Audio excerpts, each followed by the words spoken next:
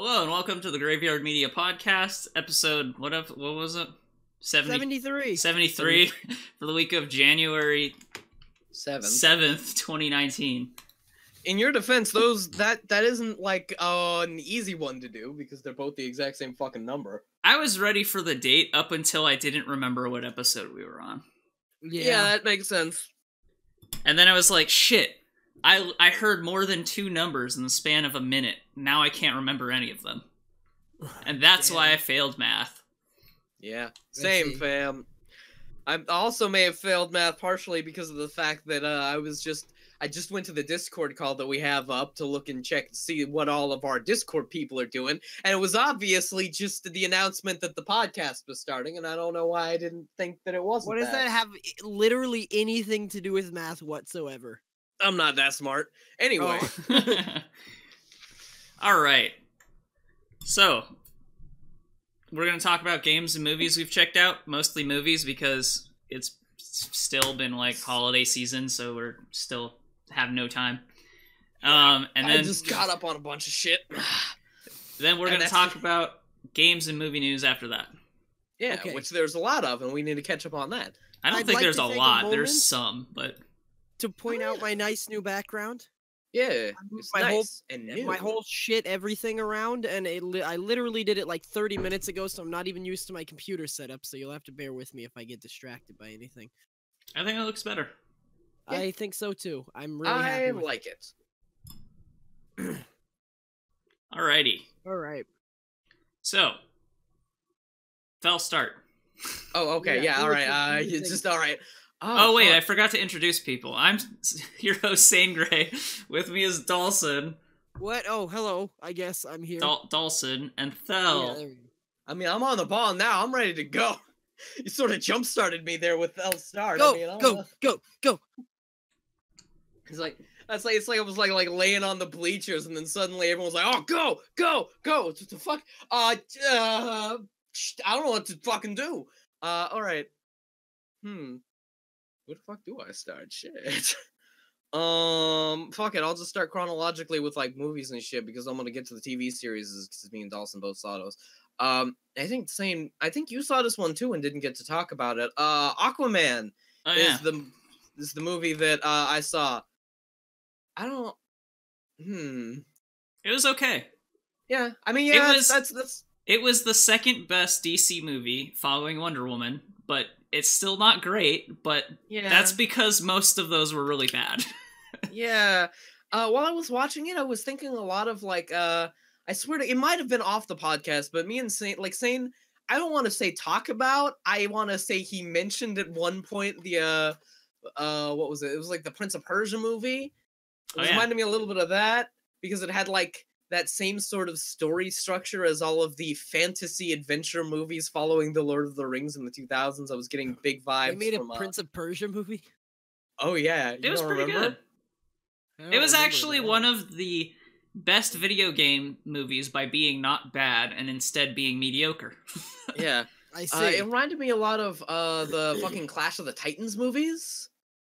The old one it or was the various remakes? the like series of new ones that came out like 10 years ago. It was like there was like Clash of the Titans, Bash of the Titans, and Rash of the Titans. It was like Oh, three they made movies. another Clash of the Titans movie since then. I think it starred The Rock. Yeah. That's the one I Why? thought when you said that. So. I was thinking of the ones that starred the Avatar guy, the other Hemsworth that isn't as popular and had Liam Neeson in them, playing Zeus. But yeah, it was Zeus reminding me a lot of Hemsworth. that, mostly just because of the fact that it kind of had that same whole plot structure. The movie is about Aquaman, who doesn't want to be Aquaman until evil bad guy tries to take over Atlantis. Lord Bad Guy doesn't have the MacGuffin thing that Aquaman needs to beat Lord Bad Guy, but Lord Bad Guy is stronger than Aquaman. So Aquaman goes to find the MacGuffin thing and then beats Lord Bad Guy. There's also another slightly more interesting villain, Black Manta, who gets literally yeeted out of the movie halfway through. Yeet. Yeah, pretty much. I I like. I don't know. More interesting bad guy is pretty generous, though. To be Yeah. honest. Mm. Yeah. yes, more interesting, Slightly more but only interesting. because the main villain was super boring. So Oh, yeah, he was kind of, yeah. I liked well, William Dafoe though. He was probably Oh, the best yeah. part of the movie, even though like I will go so far as to say the best part of this movie was Aquaman. Every- I like Jason Momoa in it. every time I saw William Dafoe in it, I just looked at his face and just thought about his inner monologue saying, "What am I doing in this movie? Why am I here right now?" I Yeah. don't know what I'm doing in this movie. Oh yeah, they gave me a huge I did- fucking check. I did like his acting, the guy who played Yeah. Aquaman. He probably, Jason I Momoa. agree. He was probably one of the best parts of the movie, and he was And it actually wa- one of the best parts of Justice League too. Yeah, I would say he was the best part of both of these movies. Those movies.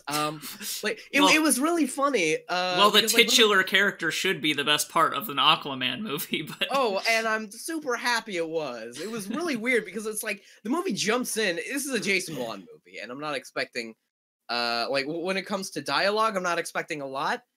And Jason Wan delivered on his kind of weird, kind of stunted dialogue. I was like, this isn't super good. And then Jason Momoa comes on and is just like super charismatic and fun to watch on screen. And I'm like, yeah, Aquaman is here. Thanks, man. Thanks for you livening this shit up. There's a point in time where he busts in and gives Black Manta his tragic backstory, and he's like, "Fuck you, bye. I don't give a shit about anything. I'm Aquaman, and it's wonderful." There's one thing I will say is there's and this is something I thought about after the movie. There's a couple of world building things that are kind of neat. Some of the Atlantis stuff it has interesting ideas behind it. I know I wasn't thinking of that during the movie, but I know a little bit about the comics, so I actually recognize certain characters, like that female, the female character that runs around with him for most of the movie. oh yeah, I forget her lady. name. She's Well, actually his girl. wife in the Girl. comics later, so That makes there's sense. that. I don't know, I think they did a good job with certain characters and stuff Yeah. with my limited knowledge of Aquaman, but Mhm. I think ultimately Aquaman's gonna be a hard sell anyway. Yeah. But, um, I mean, Jason Oh, Momoa look at pulls this out, though. superhero. What does he do? He talks to fish. but one cool thing He's is such a cool. him being played by a super attractive manly man probably Yeah. does give a little bit more It's the guy who played credibility to Khal Drogo, right? Aquaman as a character. Does that make any sense? Yeah. Yeah. It's the guy who played Khal Drogo in Game of Thrones, right? Yeah. Oh, is it? Yeah. Straight up. That's weird. I totally didn't recognize him. Really? I've seen Huh. I've seen him play characters in other things and go, "Oh, that's Khal Drogo," but I'm seeing him in this movie, I think he looks different enough that I didn't recognize him at all. Now that you mention it. Yeah. I think it's That's his hair. understandable. Yeah, it's probably his hair. But yeah, he looks good in the movie. I liked him. I think I liked him in the beginning of the movie when he was just doing whatever the fuck he wanted, but as the movie went on and he sort of started to accept his role as King of Atlantis, he sort of fell into that really sort of stoic and kind of bland way everyone else was speaking. It was I want him to be more fun again. Yeah, but he'll probably get there. I feel like that was not his normal though, because Yeah. the part you're talking about is in the last act of the movie. So it's Yeah. he's dealing with all the serious shit all at once. And then the next time they show him at any point if they continue to make movies about the series, he's gonna be he's gonna default back to his goofy self. Yeah. Yeah, which is nice. Also, I am upset that they gave him a shirt at the end of the movie. Yeah. He should have just Yeah. been naked the whole movie. It would have been better. I mean, absolutely, completely agree. Yeah. That's Aquaman. How did you feel about them? This is a minor spoiler, but I feel like anyone who would have seen this movie probably has by now. Yeah. How did you feel about them, giving him the classic Aquaman suit at the last chunk of the movie? I mean, they might as well.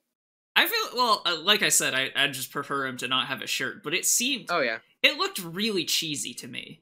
I Oh, thought yeah. the interpretation of Aquaman up until this point was just better because he looked like a normal person with powers, but instead now he has his clown costume again. But the thing about that is DC is trying to shift away from Zack Snyder's sort of dark and muted thing, and they're trying to give like everyone the superheroes that they know and love. That seems to be what Marvel is doing. I think there's a difference between, you know, Zack Snyder's dark stuff and having a modern costume that better reflects what the character would look like in real life. And I feel like, you know, and Marvel in particular does this. Like, the only characters who really have kind of actual spandexy costumes anymore is like Spider-Man. I literally can't think of another right now.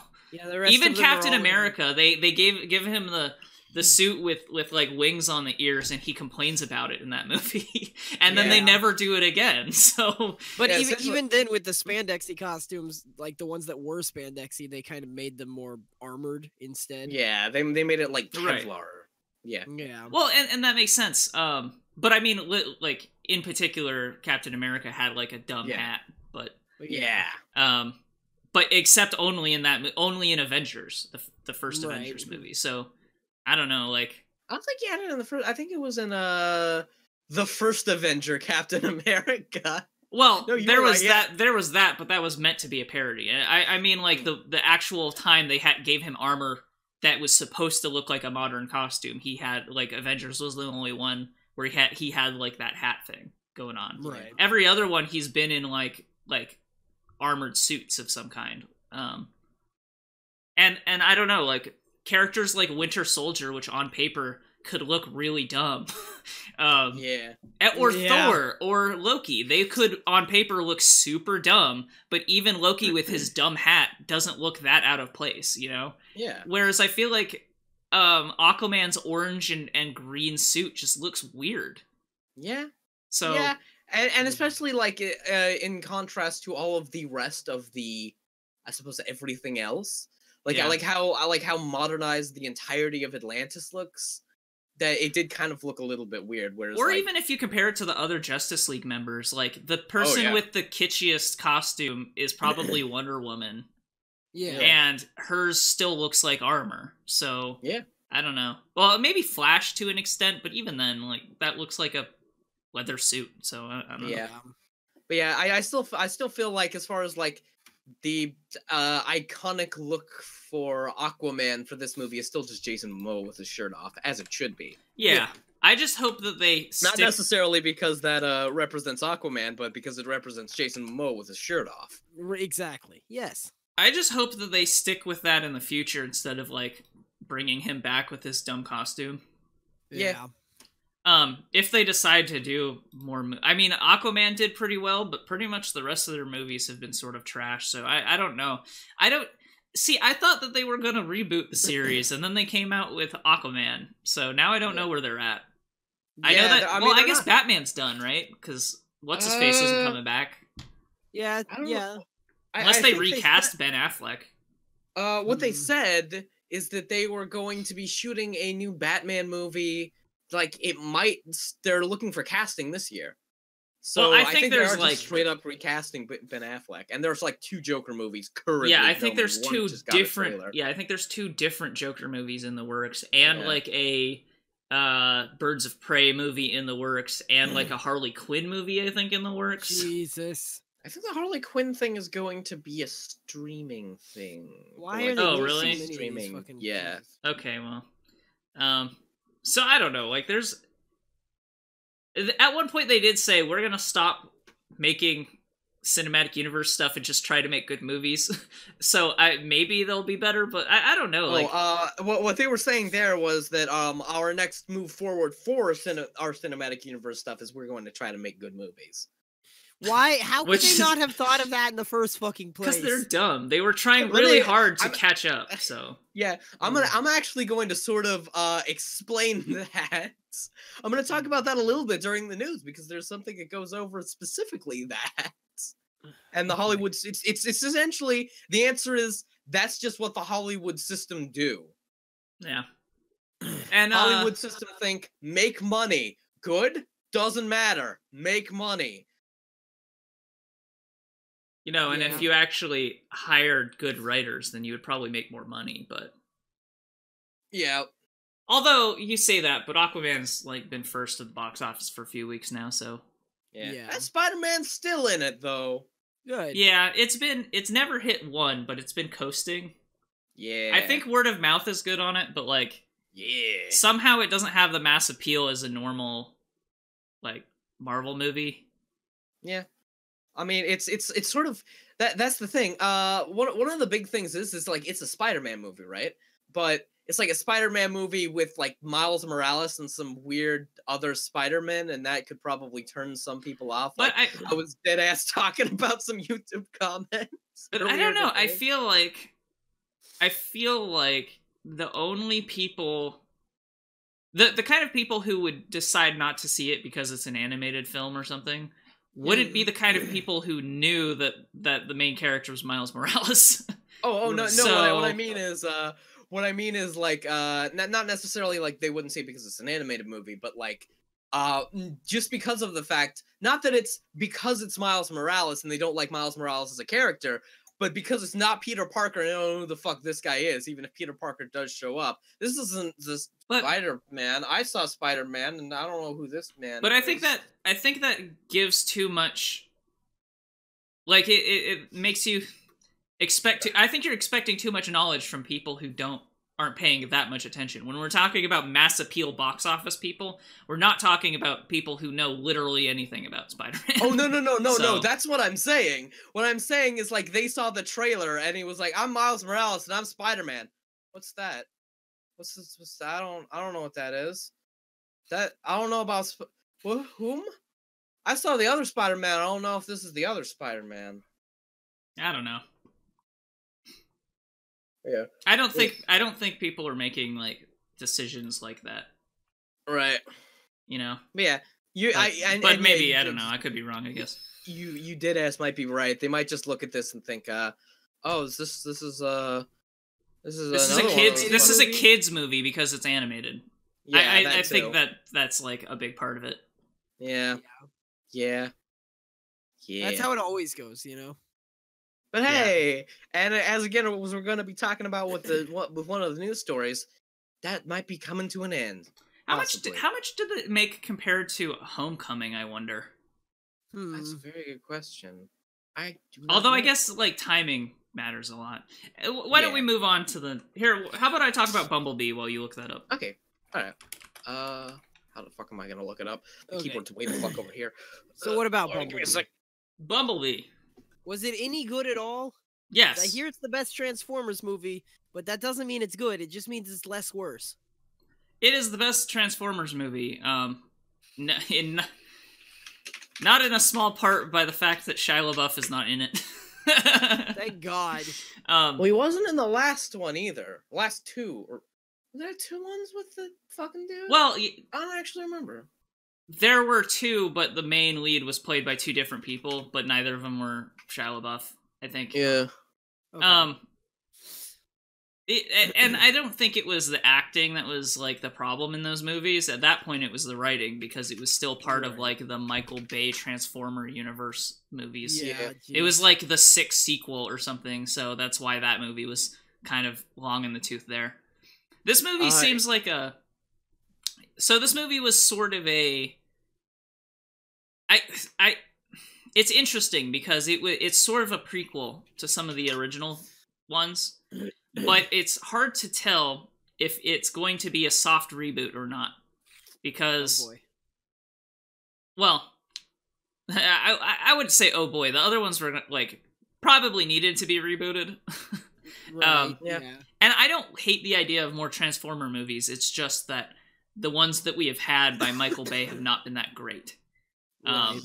I they've think kind of Michael- been- I think Michael Bay still produced this one, but he didn't direct it. So, Yeah. I see. he's a lot more removed from it, I think. And he's been trying to get out of them for years, but no one else has wanted to touch the proproperty. Yeah. Because he's of Michael fucked up, Bay. Yeah.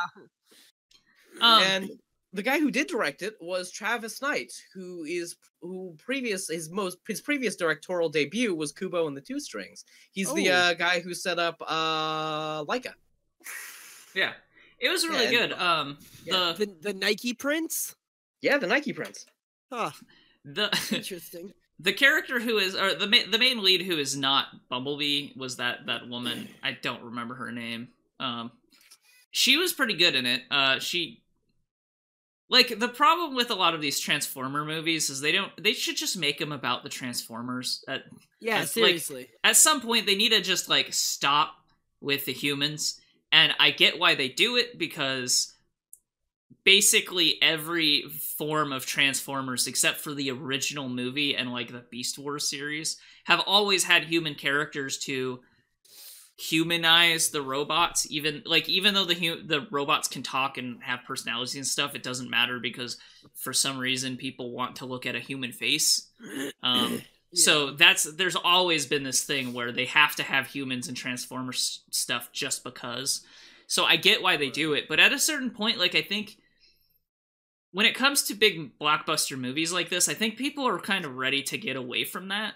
So I don't know why they keep trying to do that, you know?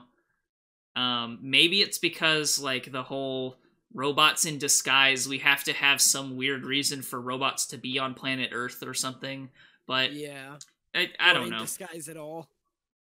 Yeah. Also, this movie implies that the Decepticons created the internet. Oh.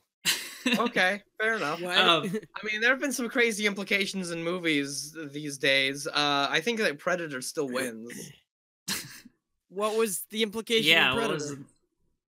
was Predator, that the Predators were attempting to very literally, it was almost word for word, they were going to very literally weaponize autism.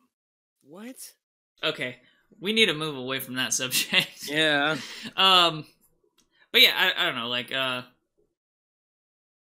this movie, it had some of the best storytelling out of any of them, and the character, like, the through line for the characters made sense in a way that they didn't in other movies, and it was a more personal story, rather than the other Transformers, which were sort of bigger stories about, Right. like, the whole world and the fate of the planet and stuff. Like, they scaled it back a lot from that, and it was mostly about, like, this one thing that they had to stop because of story implications. Right. So I thought it was, and we got some really cool ass scenes of Cybertron. Good. And like the fucking Transformers fighting on the face of Cybertron before leaving and stuff. So yeah, it was really good. If you're still into Transformers, I think it's worth watching, but I totally understand if you're still fatigued by the series, because the last few were pretty bad. I enjoyed them in kind of a dumb way, but like, I was not excited to see this movie at all, and I was actually pleasantly surprised by how watchable it was.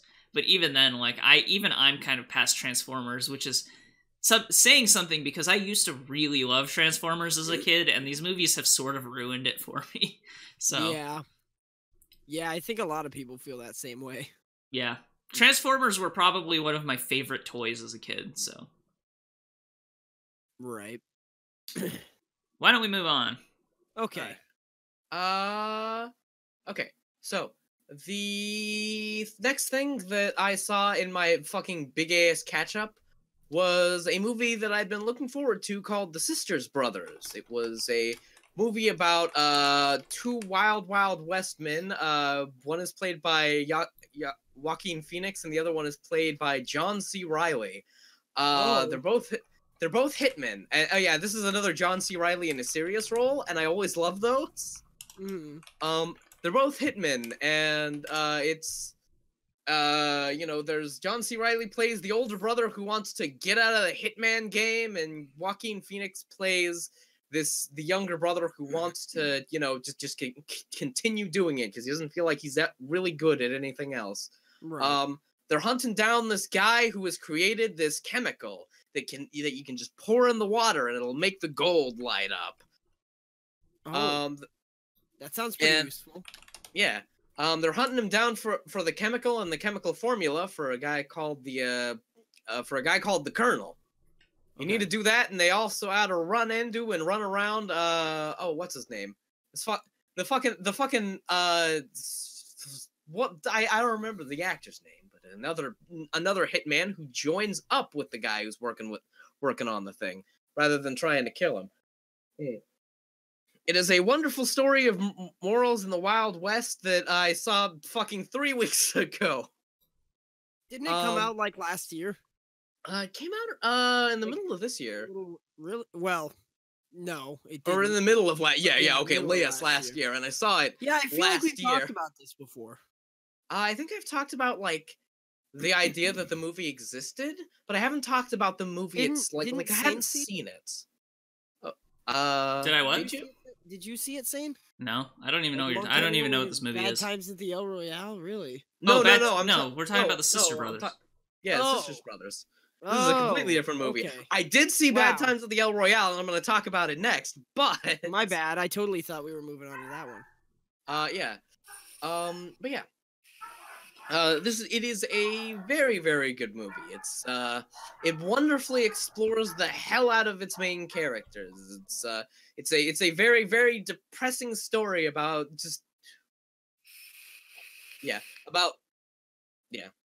about two lawmen who are running around just doing fucking hitman things. Okay. I talk more about it, but deadass, I don't remember what I was going to say. I'm sorry. Okay, well, I actually muted myself on the podcast, but I forgot to do it on Discord. So you heard me, but it's not on the recording. Okay. But yeah. So I looked at I looked real quick. I looked it up and the box office stuff. Yeah, the box office stuff. I also did that. So Homecoming made like 117 million in its first week. The Spider-Man Into the Spider-Verse made 35 million in its opening week. Yeah. But the lifetime gross for Spider-Man already is 133 million, so it's actually doing pretty well considering how bad its opening was. Yeah. Relatively speaking, and it's only cost 90 million, so it's already profitable. Yeah. So that movie actually seems to have done better over time, which is nice, but also a little bit surprising maybe. It had a lot of staying power, excuse me. And I think you were right about like it having word of mouth. Yeah. Sort of carrying it. Yeah. And to some extent, animated movies, like, from the kids' perspective, do last a long time because kid movies, or things perceived as kid movies, stay in the theater forever because kids will continue watching them until the actual, like, they get replaced by a different animated movie. So it's probably going to be there until the next Disney thing anyway, probably. Yeah, that's the thing. Gotta take the kids to go do something. Still take them to a movie. This is a animated movie. Let's do this one. I heard it was good or something. Yeah, I heard it was good or something. Okay. So the next thing I want to talk about is Bad Times at the El Royale. This was a very good movie. And one of the things that I think it's the best way to like talk about this movie is it's like paying money to watch a man juggle chainsaws. You're sitting there in the seat and you're watching the man do his fucking thing, and he makes it look goddamn easy. He makes it fucking like look like it's just working really, really well. He has such a deft hand that he's able to do it almost without thinking.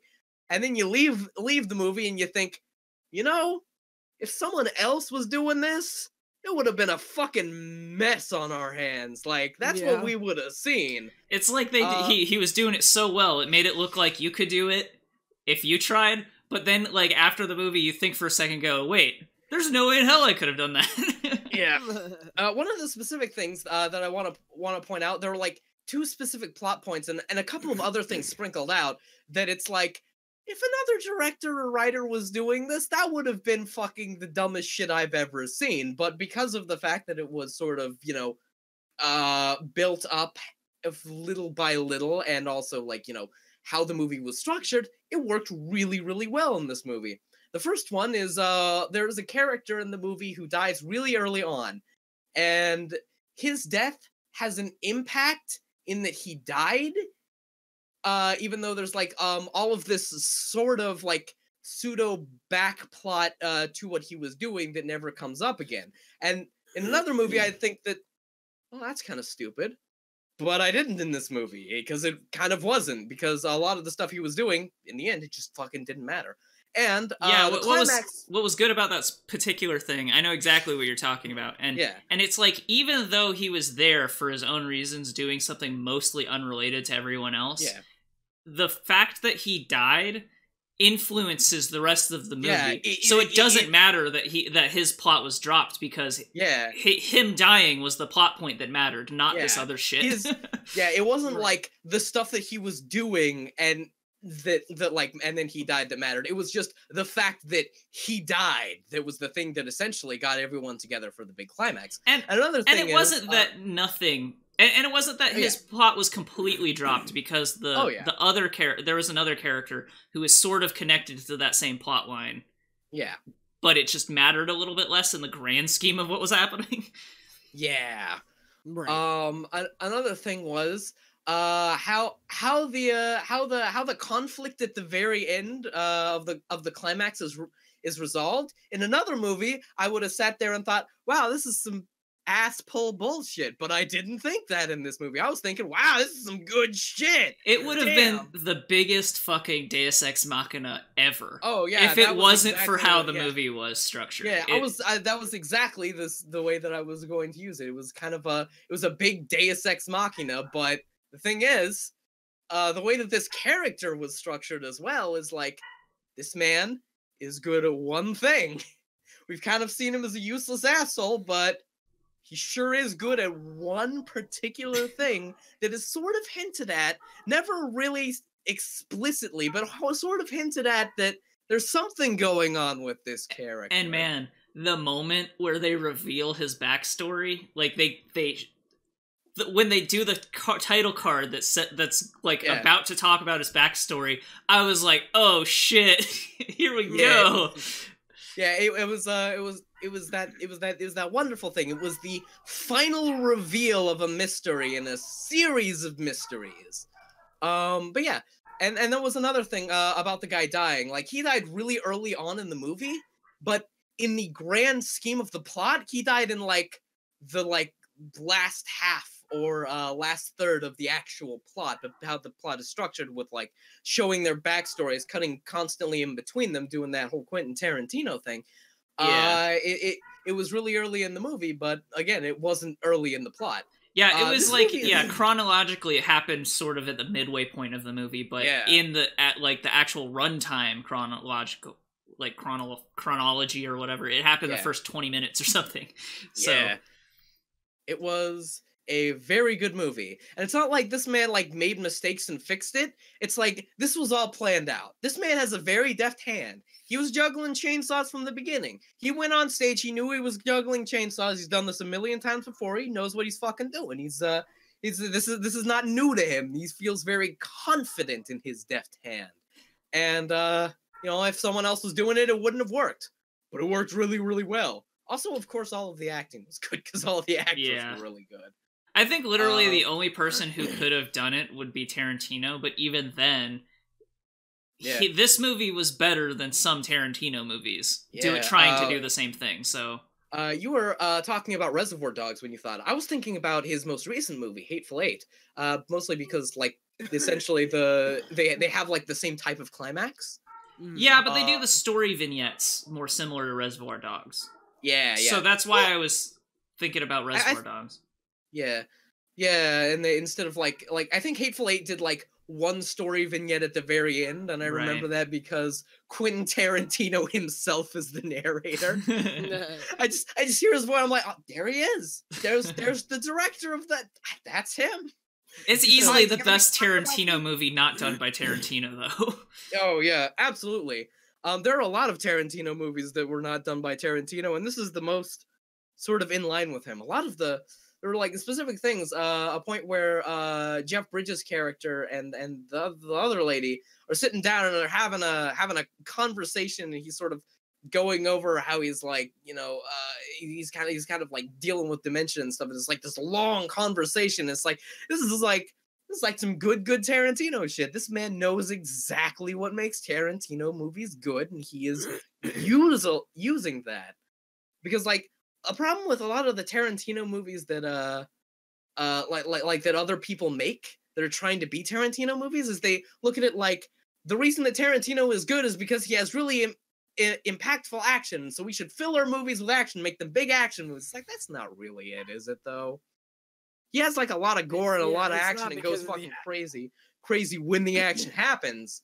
But or they try to do more about the beats of the story, or they try to do weird time displacing things, but they fuck it up. Yeah, like that's the other thing that happens kind of a lot that I see. But this guy gets it absolutely perfect. This movie was just so polished. Yeah, I want to watch it again now that we've talked about it. Yeah. Oh yeah, and that's another thing that it felt like it would be like the sort of way that the climax like happens is a character sort of shows up, not completely out of nowhere. He was like hinted at, but then he just kind of shows up and creates the climax. And in another movie, that might have been a big problem. This might have been like, who the fuck is this guy? Why the fuck are they just showing up? But we are told just as much as we need to know about this guy immediately before he shows up. And it's wonderful. Yeah, and then we get more about him as time goes on, and we learn why he's there and what he's doing, and why his purpose, why like the purpose he serves in the plot at all, like kind of makes more sense over time. So and that's the thing. It's like it does. This is one of those movies where it's like CinemaSins is gonna have a fucking goddamn like party on this because of the fact that stuff wasn't just delivered to you immediately. All of these things that would have been problems in other movies aren't going to be problems in this movie, but CinemaSins is going to say they're problems anyway because CinemaSins is dumb as shit. This movie almost felt like an exercise in taking the worst like aspects and stuff of other movies and fixing them so that like the whole movie is just a collection of bad ideas in other movies but fixed up so that they actually work really well. And all just like interconnected and interwoven to make one whole good thing, because that's the thing, all of these particular ideas are bad, but as a whole the movie is really, really good. So all of these particular ideas, when lined up just right, are really, really good. And that's what it does. Bad Times at the El Royale is very, very good. I fucking loved it. It was very good. It was maybe aside from Roma, it was the best movie I saw of the ketchup. All right. Yeah.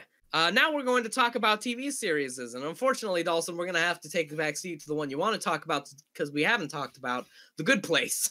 The Good Place, man. So, The Good Place is a story about a bunch of specifically starting out with Eleanor Shellstrop. Yeah, specifically starting out with Eleanor Shellstrop, who is undeniably a bad person. Well, she's sort of a medium person. She's a medium person in her own mind, but she's also a pretty shitty person to everybody else. So, she's like BoJack Horseman. Yeah, exactly. Yeah. She's like BoJack Horseman. She wants to be a good person, but she's not. Yeah. And as the series progresses, she wants to be more and more good of a person so that she can stay in the good place where she was sent by accident. Okay, so to preface this though, so this is a show that takes place after death. Eleanor Shellstrop dies and then goes to the good place, which is the place where the goodest and best people go. We're talking like philanthropists, like people who go overseas specifically to help feed starving children, like the best of the best, the cream of the moral crop. A Buddhist monk who's taken a vow of silence and lived his life as perfectly as he could be, or a moral philosophy professor whose entire life is dedicated to being a good person. Yeah. For the sake of it. You know, and that's kind of your cast of characters that you get. And as the series goes on, it throws just more and more twists and turns in Eleanor's journey. Yeah, this movie has... I'll say this. This is the smartest movie that ever had a character that was a artificial rebound robot with a wind chime for a penis. No idea what that means, but okay. Yeah, the character We'll go he's with referring to a character who's called Janet, and she's like the personal assistant for everybody in the Good Place. She can get you whatever she wants, but that I don't know. That's a minor detail. I don't feel like that's worth going into. I think that what I really like about this is that it gives you so many twists and turns, and like it surprises you at every angle to the point where you're like, oh, the whole show is kind of flipped on its head now with this next revelation, and it does that multiple times over and over again. Oh yeah, every season specifically has like a new like I won't call it a framing device. It essentially just destroys the concept of the previous season. Yeah. Gives you something completely new. Yeah, exactly. And that's what's really fun about it. Like I only watched you're getting a different couple episodes or a little bit of each episodes, and like part of the premise initially is that something's going wrong with a Good Place because she's there, right? Yes. Because she's a bad person. Yeah, that's essentially she's there because of a mistake, and right. With the angel Michael is doing this, well, sort of angel. He's like it's like this weird non-denominational thing. One of the first jokes and one of my favorite ones is he starts off like who was right? Well, the Christians were a little right, the Buddhists were a little right. Everyone got about 30% of it, except for this one guy, a stoner in the 70s, who, when he was asked by one of his friends what happens after death, he just went into this long rant and got like 90% of it right. I have a picture of him up there. Really, really and top-notch it's just like some dude wearing a Rasta hat, and he's like yeah, fucking stoned out of his mind. Yeah, it was a pretty good joke. Yeah. Did he make it to the Good Place? Probably not. Yeah, probably not. Yeah. Though it could follow. You never know. That's the thing. Like, because of the way he explains it working. So the way that you get into the good place or the bad place is you're just tallied against how much hurt and how much help you do for people. Yeah. Like how good or bad you affect the world around you. And if you're positive, you go to the good place, and if you're negative, you go to the bad place, and it's a lot easier to get bad karma than good karma. It's even like, even if you're like a little bit past positive, you can still go to the bad place. It's like you got to be up in like the tens of thousands of good points to get there. The thing is, one of the things I really like about it is the world building is fucking amazing. It's crazy interesting constantly, and you get to see the good place, see the bad place, and you get to like go through all these like completely engineered worlds. And that's one of the things about it. Like, Michael introduces himself, he has engineered this neighborhood for these four good people to spend eternity in. Like, he's created it from the ground up himself. So each like angel, quote unquote, will create a haven for different people who are meant to live together forever. And Michael is essentially doing an experiment with his good place, in that an angel essentially, for the purposes of what this is, a good place host is what they call them. Usually the hosts don't stay with the people in the neighborhood, but he decided that he would stay with you. Yeah. He decided that he would stay because he's really, really interested in humans. Right. So it's got a wonderful cast of characters. Like, every character has their own thing going on. Even characters that you like look at and you don't really expect to like or really need to pay attention to. They've all got really deep stuff going on with them. Yeah. The character writing is fantastic, and the philosophy writing is fantastic. This is essentially just a show about moral philosophy, because like it follows Eleanor working with Chidi, who is the moral philosophy professor, and trying to be good, and how like moral philosophy is affecting her like decisions in the good place, and how it essentially affects all of the other characters later on, and how they all sort of work through moral philosophy. For instance, one of the big problems is that Eleanor believes there should just be a medium place for people like me, like Cincinnati. I should go to Cincinnati when I die. And this like sort of resonates throughout like the entire world, and how like, you know, her mistake just is constantly changing everything and making everything slightly different. It's wonderful. Yeah. It's a lot of fun to watch. It probably should be a medium place. Yeah. Characters drive. It's probably where I'd go. Yeah. That's what everybody thinks. And that's the point. Okay. Well, Well, unless you're actually like a guy who does Doctors Without Borders and shit all the time. Yeah. Yeah. But Yeah. anyway, like the characters are what really drive the story, and that's always a good thing to see in media, because characters are the easiest way to drive a story. It's really important to have good characters, because without good characters, everything else falls apart. Yeah.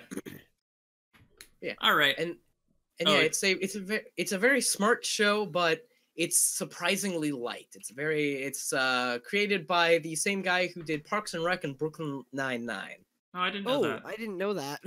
That's cool. If only Chris Pratt were in it. Yeah. Only Chris Pratt were in it.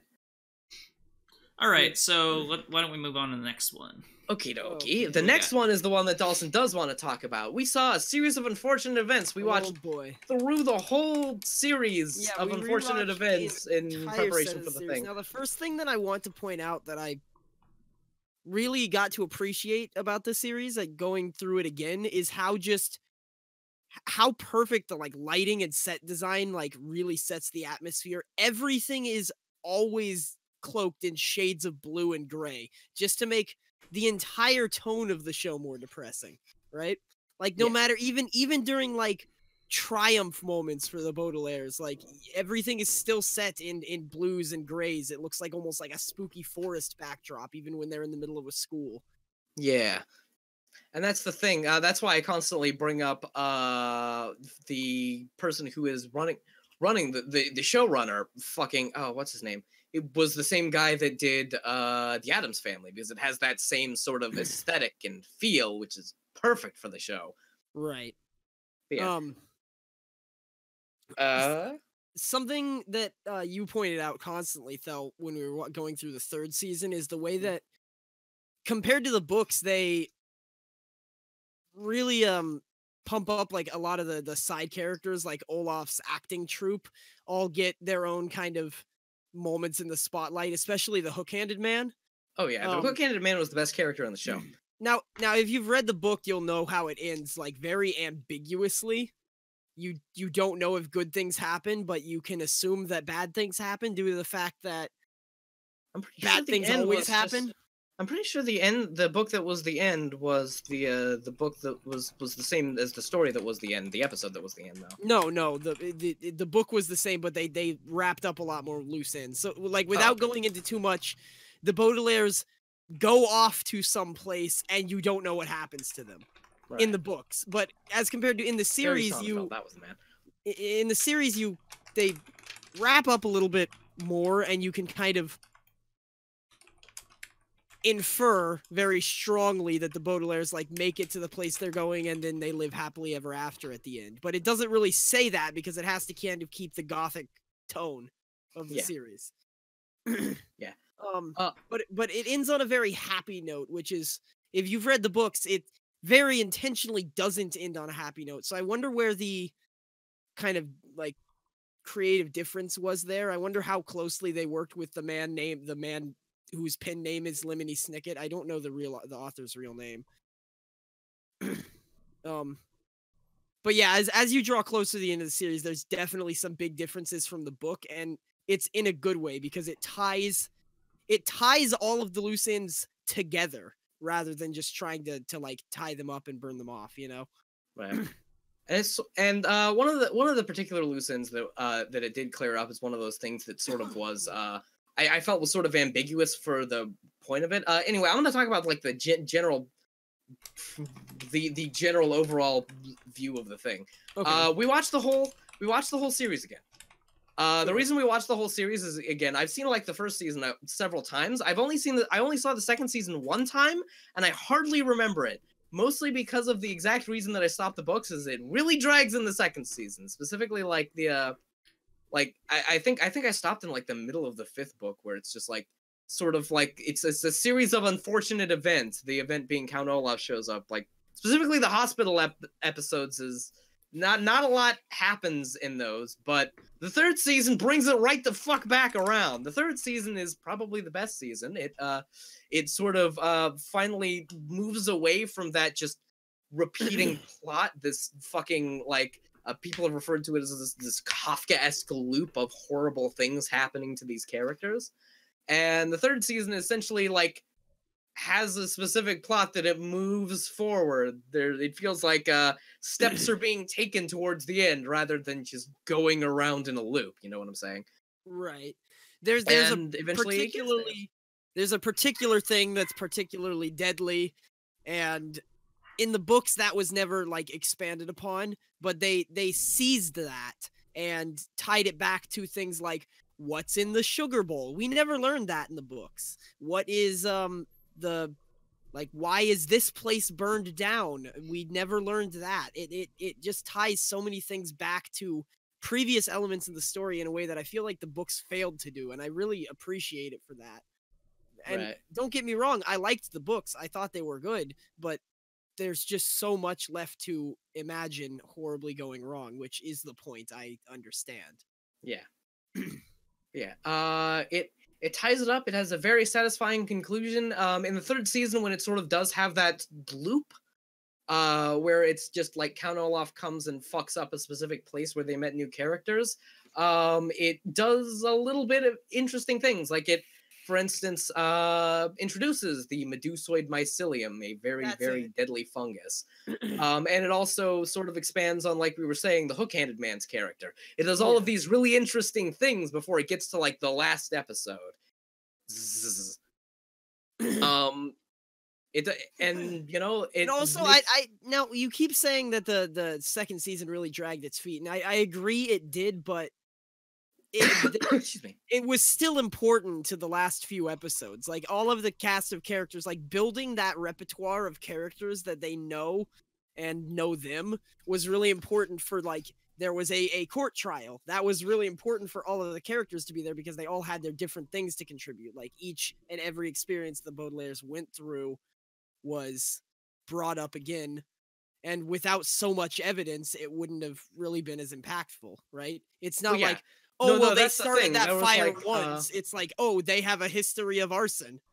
Well, that's the thing. Like specifically in the hospital episode, there was one specific sort of moral quandary that they run into, and that was like the beginning of like a downfall, and that was like the whole points of like that one's existence in the scope of the overall plot.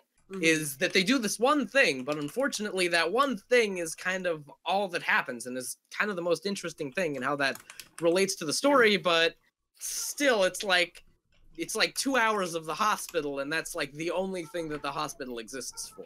It's true, but it still does build through the overall theme of the entire show. Oh yeah. It's stated directly that sometimes good people do wicked things for good reasons. Yeah, that's the entire theme of the show. So yeah. I think that it puts itself together really solidly. Like I wouldn't say like skip the second season or anything because there's a lot of important stuff that goes down. Oh yeah, you kind of can't. You have to watch this as like one big thing because it is like a specific series of unfortunate events that unfold. But yeah, it stick with it past the second season because it does get better. And in fact, it gets really, really good. It has a fantastic ending. Even like the last words with Count Olaf, even as he's getting like little bits and pieces of redemption. It's like the last thing that Count Olaf says is "Fuck you, Baudelaires, you pieces of shit. I've always hated you." Yeah, and it's wonderful. Yeah. Neil Patrick Harris, of course, is great. Yes, Neil Patrick Harris are great. He's the fucking hook-handed man is fantastic. Yeah, the child actors are really good. Oh fuck! All of it essentially turns. What's really nice is that it turns what's like this weird sort of like gothic horror-esque story into a fucking story of espionage and intrigue. Yeah, we're kind of scattered with that one, unfortunately. In the books, it really only did that towards the very, very end, instead of like, things weren't as interlinked as they are portrayed in the series, which is that's the most refreshing part. To me, how interlinked everything becomes. I mean, these books started being written in 1999. This is 20 years ago that he started writing these books, and 20 years later going back and updating all that stuff. It's just a really good decision, and it can tell the story again for people who, didn't grow up with the books or never read them before or are just too young to remember them. It's just perfect. Like, you don't have to have experienced the novels. Like, it doesn't come from nostalgia that I like it so much. It comes from this just genuinely being a really good piece of media. Yeah. Man, I felt like we were really scattered on that one. Yeah. That was Series of Unfortunate Events. Yep. It's pretty good. I'd recommend go watch it. It's fucking incredible. Because it's over now, so you can just watch it all in one sitting. Just binge it. People like doing that on Netflix.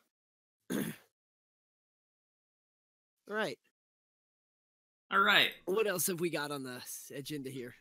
I think that's about it. Yeah. Okay. So why don't we take a break here? Short break. Sounds good. How about 5:05? That's like 7 minutes or something. Sounds good. All right. We will be back in a little bit. All right. Okay. All right, we're back. Yay! So, for the second half of the show, we're going to talk about gaming and movie news. So what should we start with? We got like a bunch for both, I think. Yeah, and I'll probably clip some stuff out that I don't think is worth talking about because it's kind of old now, but... Yeah. We have one specifically in the movie stories that we haven't talked about that was the announcement for a series of unfortunate events. No, we did talk about that one. That's what I mean. Before the... Oh, we did? Oh, okay. Yeah, I mentioned that we were, like, before the podcast, I mentioned that we talked about a series of unfortunate events before, and that's what I was talking about. Oh, okay, yeah. Yeah, I completely forgot that we talked about Mortal Engines bombing. Like, everyone forgot about Mortal Engines. You know what else we forgot about? Today. Remember what else we forgot about? Remember how we had a news story about how the Yakuza people were doing a Kenshiro game? That game came out, and none of us paid any attention to it when it came out. Shoot. Yeah. Be like that. I haven't played any Yakuza games, though. I very much want to, but haven't.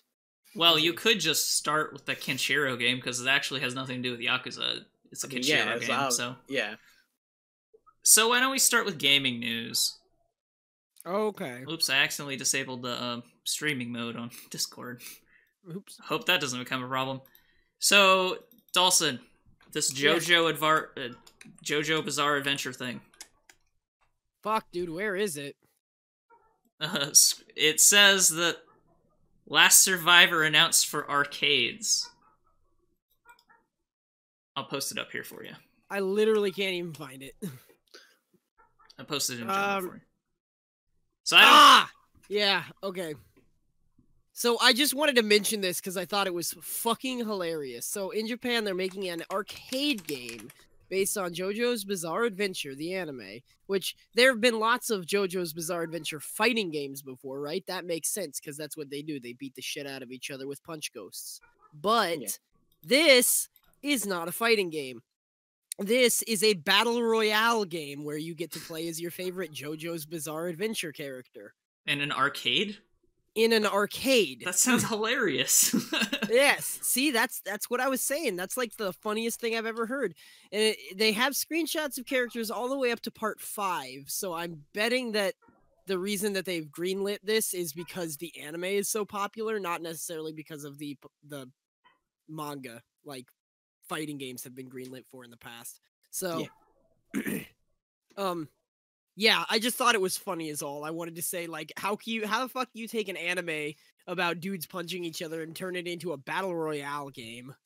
So what you're saying is 100 JoJos drop into a map. Yeah. One leaves. 2 if you count his stand. Yeah. All right. Or her stand if there's part 6 in it. So why don't we First move time on? that JoJo has ever had a girl. This will be the first time I'm forced to write JoJo's Bizarre Adventure into the tags of a YouTube video. I'm so sorry. So, there's a Soulja Boy news. I don't know how much of this we've covered, and I think maybe we none haven't of covered any of it, unfortunately. Well, it always felt like not quite enough news to really matter. I feel like that over time it has sort of become that. Like as a whole, like it started out like that, and then it sort of has just been bubbling up. You know what I'm saying? Which is wonderful. Ooh, this is going on my top 10 bullshit of the year list. So Soulja Boy created a video games console. If by created you mean probably put his name on the Retro Boy, but. What he did was he very, very literally put his name on a Chinese bootleg with a bunch of ROMs installed on it. Yep. Needless to say, he actually tweeted confidently, "Nintendo ain't gonna do shit." So he's currently being sued by Nintendo. The Soulja game handheld, which had 3,000 built-in games, and the handheld was able to run Switch, 3DS, Vita, Neo Geo, Game Boy Color, and advanced games. And was something just referred to as Soulja Games. Yeah. People have tried... I don't know if anyone has actually received the product that they ordered, because there were people who did, like, legitimately order the product, but people have, like, bought the, what is it? The actual Chinese bootleg that he's essentially reselling, because he... Like, they have the same fucking pictures on Amazon and everything as the Chinese bootleg. And it runs video games at bad performance levels. Understandable. Which is fun, which is great. And of course, I'm talking about SNES games, you know? So, I mean, you know, saying that it can run Switch games is a fucking bold as shit, Soulja Boy. I don't actually know. I have legitimately no idea whether or not it can, but the point is, this man is selling a dead-ass Chinese bootleg fucking console with his name on it, trying to make money off of it, and is being sued by Nintendo, and that's hilarious. Good, recently, fuck him up. Recently... Always hated everything Soulja Boy has ever done. Recently he released an album where he has trace art of Johnny Test on it. Which is... I feel like... Beautiful. I feel like you're going to trace something. Trace a good cartoon. Yeah. I mean, these two things tell me everything I need to know about Soulja Boy. Dude's not very smart. He literally has a song titled "Bitch, I Look Like Goku." Like he rips off everything he can get his grubby little mitts on. He's just, and you know, there's a point in time where he should have at some point maybe consulted with someone. And by consulted, I don't mean like, you know, had brought someone in and maybe had like a conversation with someone. Hey man, about you this think shit, this is a good idea? Nah, man. Look, I had this, it was this fucking Metroid game, right? Nintendo sued the fuck out of them for using Metroid on it. It was like a remake of the game they ain't remade. It's sued for a lot less than this shit, Soulja Boy. You ask anyone whether or not Nintendo's gonna do some shit, they're gonna be like, yeah, Nintendo will sue you over fucking nothing. Well, obviously he didn't know anything about Nintendo, so, you know. Man, he knew literally the first thing about Nintendo, he would have known this was going to happen. Until recently, you couldn't even stream Nintendo shit. Yeah. This man out here dead-ass tweeting, "What are you gonna do, Nintendo? Stab me?" Quote from man stabbed by Nintendo. So I don't remember exactly, but I came to his house. I remember hearing a tweet from him, too, that said something like, when he actually took the consoles down, he was like, I had to do it. I had no choice, or something like that. So, oh my god. This man is so out of touch with reality, it's insane. Yeah, Reggie Fils-Aimé came to his house, like, just leaned over his bed. When he woke up, he said, the game isn't fun. And then left, Reggie Fils-Aimé leaving a came dead horse to in his house place, to deliver the subpoena himself.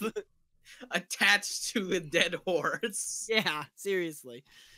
Oh my god. So that's stupid. I can't believe that. That is stupid. I love it. You want to talk about something else that's stupid now? Hell No. yeah. Let's talk about how the guys who made Ark launched Atlas and how they've completely fumbled And how it. it was the worst game launch ever. And that's saying something because Fallout 76 happened That's recently. saying something this goddamn year. That's Yeah, saying motherfucker, something yeah. that goddamn month, dude. Yeah, fucking It released Blizzard out here. Basically like, at the same time as Fallout 76, and it was like, it took the attention away from Fallout. That's insane. like you got Blizzard out here, right? Announcing a fucking mobile game to a platform of like hardcore PC players who've been playing since like Diablo 1. And Bethesda's like, hey, yo, Blizzard, you want to fuck up? Let me show you how it's done. And the art guys are like, So, The art guys are like- amateurs over here. The art Yeah, let's guys go must into have it. been thinking, well, here's the thing.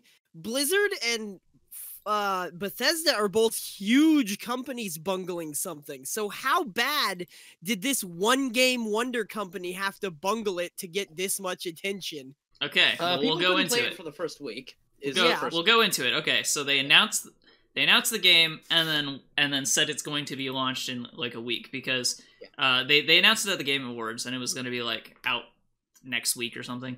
Right. Before Christmas it had been delayed 4 times. Yeah.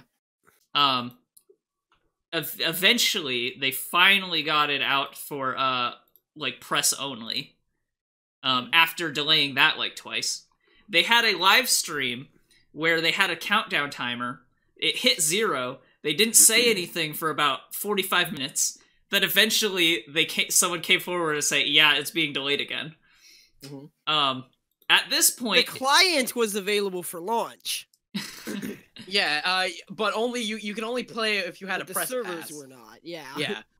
at this point, the game is out, but has horrible reviews. So they're releasing one big patch that does all sorts of funny stuff. So See, there's one enormous game design flaw that I've heard about it, right? Everybody starts at the exact same point, which means the more player, and you can claim land for yourself, which means the more players start, the less islands will be unclaimed, meaning you have to go further. I've read horror stories about people sailing for 4 hours straight before accidentally finding an island that wasn't claimed by another player. Because you start at the same location, of course it's all going to be claimed. yeah, that sounds pretty stupid. Here's some highlights from the patch notes though of this new Okay. patch that's like about to come out. Oh boy. Reducing the damage of sea monsters by 66%.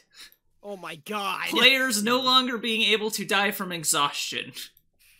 Water being able to be found in more places. And certain movements causing less It's a exhaustion. game about pirate ships. What do you mean water being able to be... Oh my god. Well, non-drinkable water, Yeah. Right. I assume. Because it's also Yeah. a survival game. Right. Here's a notable patch note. Quote, eating poop is now an insta-death. Oh, that's what they did in Ark too. That way, Well, if and you here's got the trapped. thing. But that patch Uh, note, man. Yeah. Yeah. Here's the thing about it.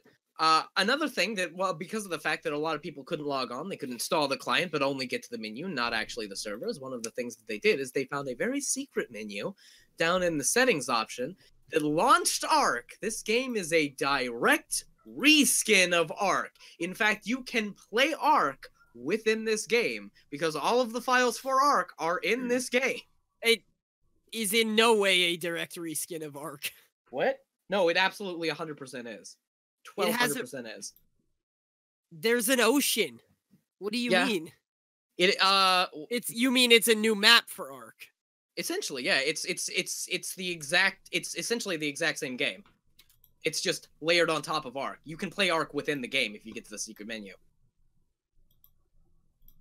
You mean they're reusing assets from Ark? No. It's a game built on top of Ark.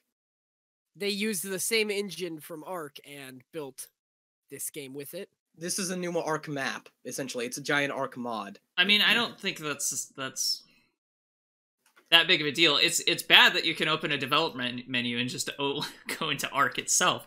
But oh, that's not even a developer menu. It's just like it's just there. Well, you said a secret menu. A secret menu implies a developer menu. That's why. Yeah. That's what I was getting at. But like, I don't think that's that big of a deal, honestly, because yeah, like Dalsson is saying, whatever, it's reusing the same engine and assets, whatever. But yeah, they also introduced additional things though, like you can die from lack of vitamins and stuff. There's more different.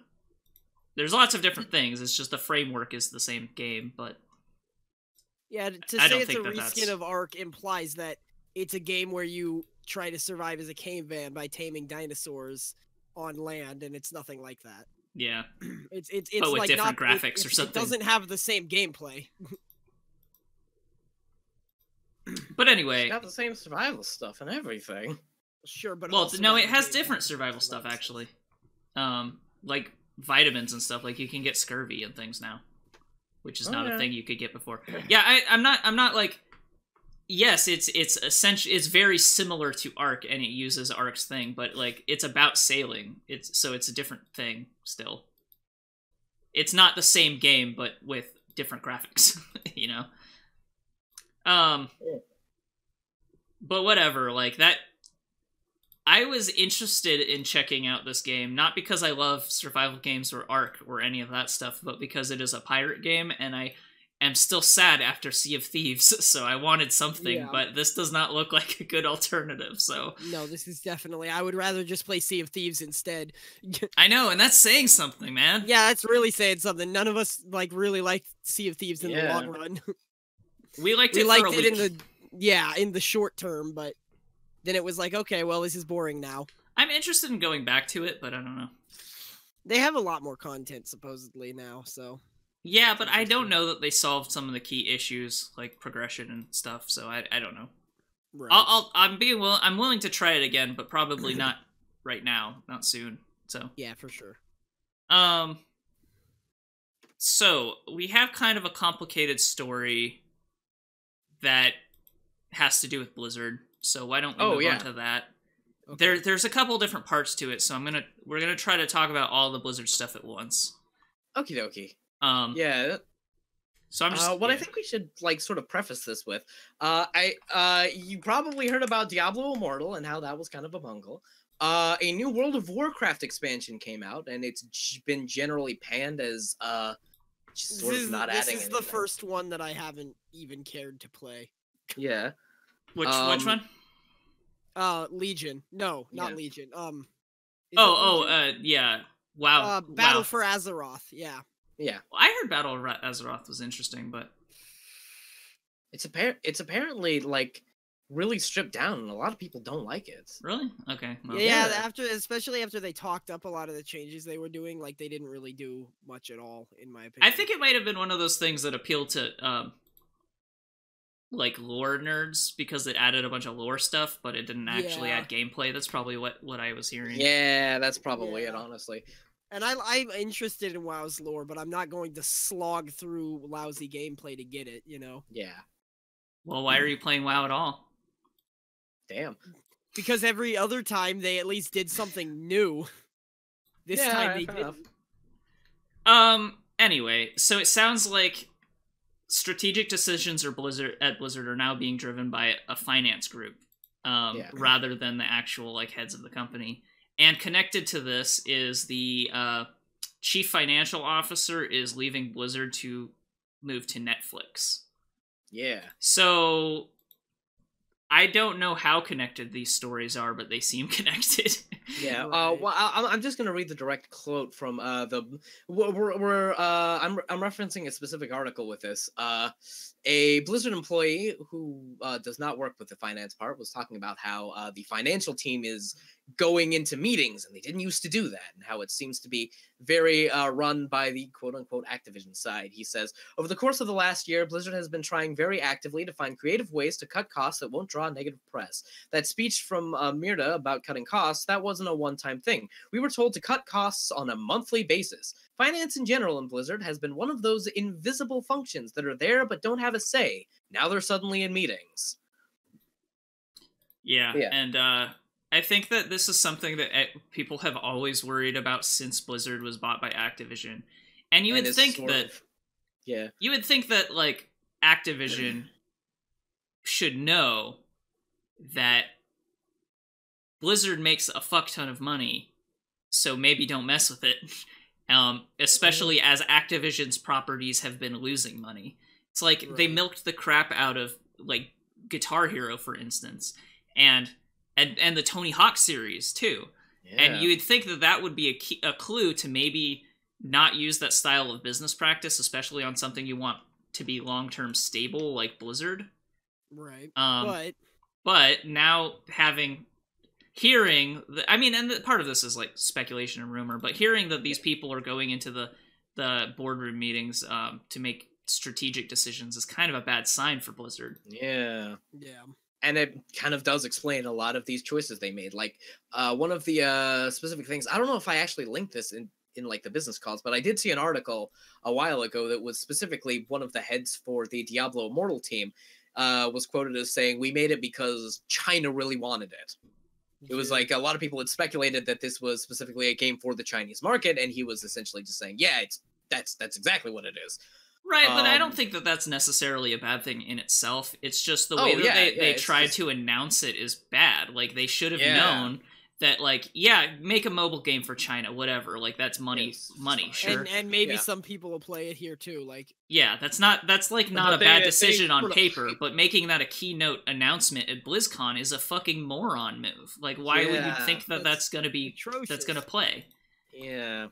Yeah, that's especially with fucking Diablo fans chomping at the bit for more Diablo content, because Diablo 2 is pretty old now. Yeah. Mm-hmm. I mean, you could give us like a fucking remake of that and we would have been happy. If that was your big announcement. That's the thing. People have been super happy with it being ported to Switch even. So like I don't know what even say what you will about Diablo 3, like people still play really it. like it. Yeah, people still play it actively, so it's not a small game.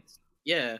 And like people were happy about like the like announcement for the Warcraft 3 remake. If they would have done something like, if that would have been the key note was, we are making a similar remake with Diablo 2, people would have gone apeshit. Even if they didn't show any like gameplay or set or anything, they just said, this is something we're doing. In the meantime, have this mobile thing. Like, people would have been fine, but they Yeah, exactly. So we've had this exact conversation. We have. Like, but the only expectation is that they're not working on anything Diablo is what it seems like, other than the mobile game. So it but that seems like the kind of decision that only an idiot would make, like a financial officer completely removed from video games. Yeah. Well, and that's the thing. One of the things it's like, like you were saying, this is kind of a bunch of bonehead moves, but these people who are financial advisors don't know anything about like creating. They look at like in any art form, in any at all. They look at this like stuff that Blizzard is doing, and which is kind of taking risks and being very creatively free, as a very costly and expensive thing that shouldn't be allowed to happen. Well, I don't even think Blizzard is a company that takes risks actually really Blizzard plays it very safe. And instead of taking risky things, they're kind of like Apple. They look at everyone else and what they've done and just make a better, more polished version of that. And like for Activision to be wanting to fuck with that kind of formula is stupid, because Blizzard has been continually successful with that. So and like I just looked it up. Diablo 3 Reaper of Souls, the last expansion, came out in 2014. It's almost 5 years from now. It'll be 5 years in March. So like Diablo fans have really wanted something, so for them to just be this out of touch is really saying something. Yeah. I mean, more money for grinding gear games in Guild Wars, because apparently people are leaving WoW for Guild Wars now too, but like, fuck Blizzard. That's been sort of happening. I don't know. People have always said that. It's Guild Wars' never biggest been. boost was from Bless Online. See, it's never been people leaving WoW to play Guild Wars. It's always been people playing WoW and Guild Wars simultaneously.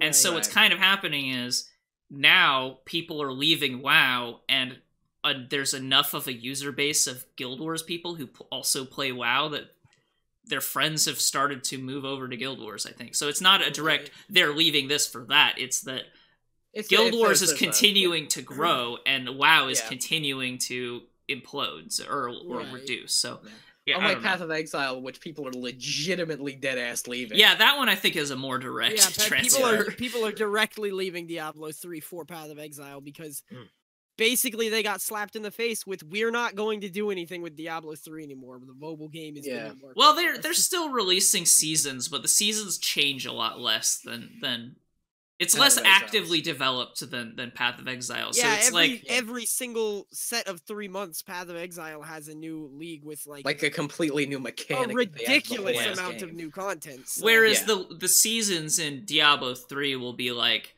there are now 2 treasure goblins that spawn instead of 1.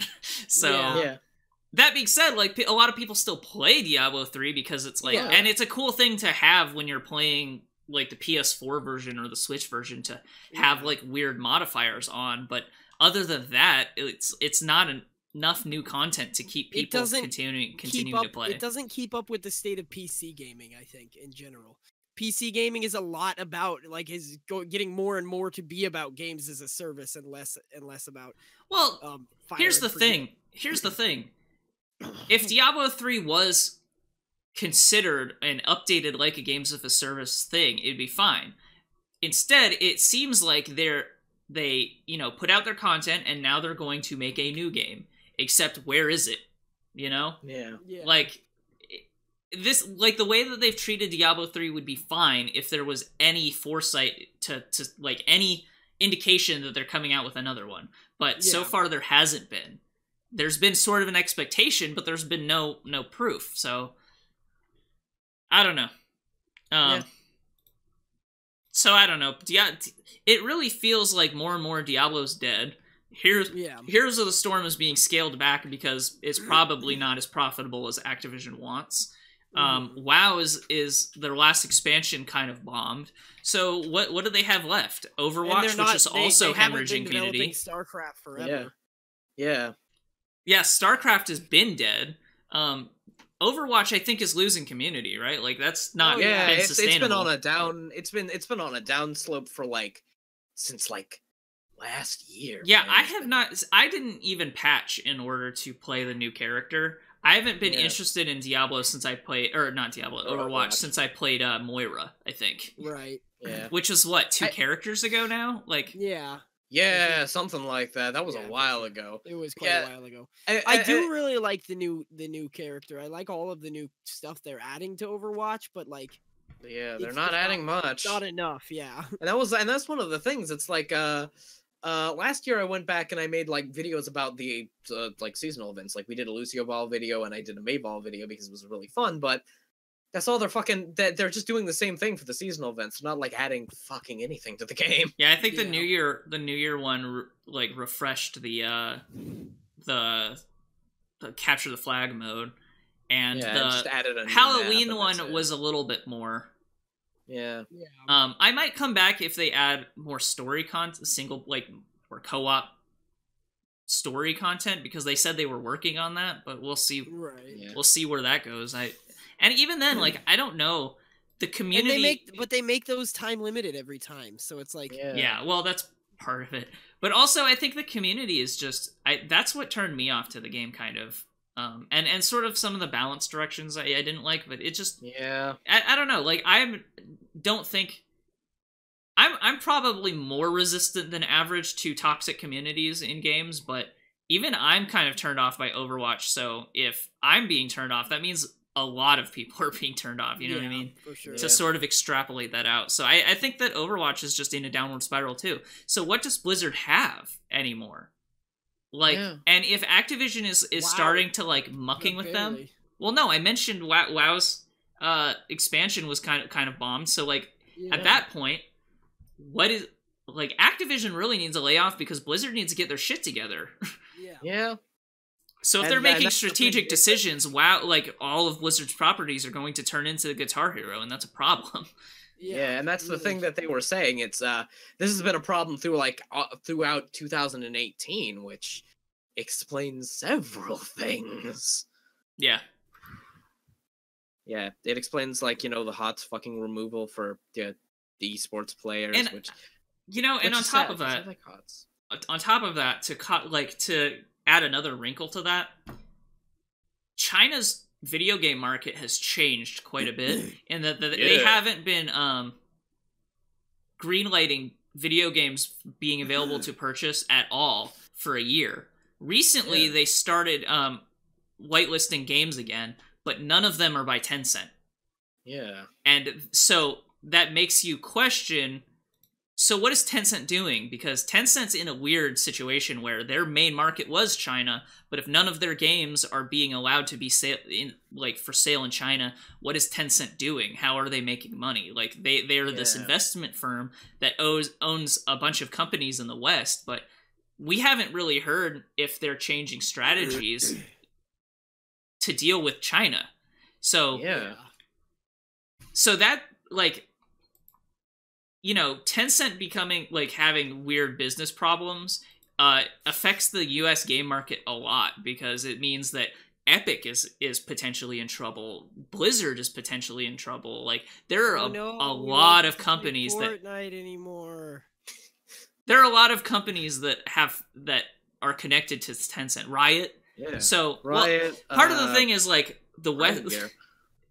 Yeah. Oh yeah, Grinding Gear Games got bought by Tencent too. So Tencent is in a position where they're still probably surviving because they're making so much money from Western game studios, but it means that they're going to have to change their strategy somehow, because if this what continues in China is this censorship of violent or sexual at all games, then they're in a jam. And like, say what you want about Fortnite. Fortnite has made so much money for Epic Games that I think they made a profit of something like insane, like $20 billion in profit or something. Yeah, I was actually seeing I was looking. I didn't put it in the news thing, but I saw, like, earlier today, like while we were doing the podcast, there was a $3 billion. $3 billion. It was an article saying that, like, specifically based on amount of, like, net worth, the head of Epic is making more than Gabe Newell. Jeez. Yeah, at this point. Yeah, the thing about, like, $3 billion in profit is, like, such an insane number, because that's not like $3 billion in revenue. That's $3 billion that they're making in excess of their cost, which is an insane number. Which is why they can do weird stuff and make moves on things like game stores and all the weird stuff they're doing, like giving away free assets for all the Paragon stuff they just dropped. Like, they don't need to even pay attention to Unreal Tournament. Like, it's... I don't know. Like, Fortnite is fucking killing it in the money market. And Fortnite, like, I think Fortnite is a bad game. Like, I'm not... but say what you will, Fortnite has been immensely popular and is and profitable, and is probably overall good for the gaming industry that it exists, to be honest. And it's weird to say that, like, this one in particular is popular, because, like, a lot of when I compare, like, a lot of people, like, make fun of, like, kids doing Fortnite dances, and I always like point my finger at them. Yeah, but you like Call of Duty when you were a kid, so don't you start your stuff. And it's like, I feel like Fortnite's probably better for video games as a whole than Call of Duty, because it's a completely free game with monetization that's okay and not terrible, and you don't have to pay $60 every year. The Fortnite Battle Pass that everybody's copying is so leagues better than, like, loot boxes. Yeah. It's just a smarter way to do things. Like, and I don't think it's fun to get content through the Battle Pass, or as a free player not having a Battle Pass. I don't think that that's a fun way to get content. But but the buy-in cost of a Battle Pass is so much better than any other. Like, buying a season of content for $40 is a way better business model than basically any other free game I've ever seen. So Oh, that actually, I'm just gonna fucking loop this around to another piece of news story and talk about it a little bit. That's what Quake Champions just recently did. They just added a battle pass, and with the battle pass, I honestly think it's a way better way to get characters than the previous way, because I saw people dead ass complaining in the comments about the battle pass and how they didn't like it, and how they were like, "Oh, you know what? I thought that the amount of money that you had to play with the non-premium currency was fine. I thought that having to play 40 fucking hours to unlock one character was just fine." It's like, no, see, what I thought was just fine was I bought it for $30 and got everybody at once. Yeah, and I think that's great that they allow you to do that. Well, do they do they still allow you to do that, or was that a time limit? Oh yeah. They absolutely. That's an always thing. Okay, so I think that's a good, and that's the weird thing about Quake. Like that has buying the character pack is such a good, like it's like Smite. It's like such a good deal. And then the loot boxes were just on top of it for whatever. Do you know if they removed the loot boxes completely, or is it still there? It's just completely. So what happened to all of the like costume pieces and stuff? All of the costume pieces, you get to keep all of those, and also if you had like the amount of like the currency and stuff that they get removed, you get like however many loot boxes you had in that currency.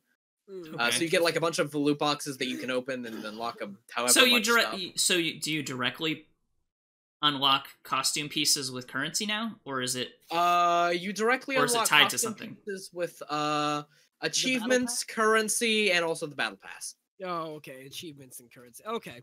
Well, see, the thing was, I never minded.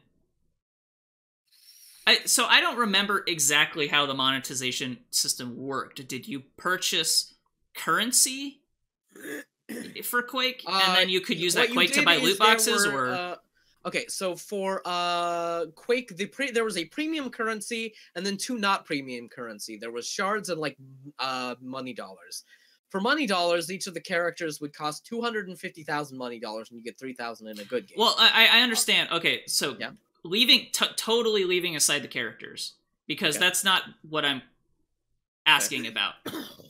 I'm interested in how it relates to the costume pieces that you get. Because the loot boxes weren't tied to characters at all. The loot boxes were tied specifically to costumes. Costume pieces. And the runes or whatever. But I think that with the non-premium currency, you could buy loot boxes, which could get you those costume pieces. I think that the costume pieces are either through the battle pass, or a lot of them are unlocked through achievements, which I don't think are tied to runes anymore. They're just general achievements that you get through like challenges and stuff. Right. See, so you don't have to like open up loot boxes to get a rune, and then you can do the rune, which is like 1/30th of a piece of a costume.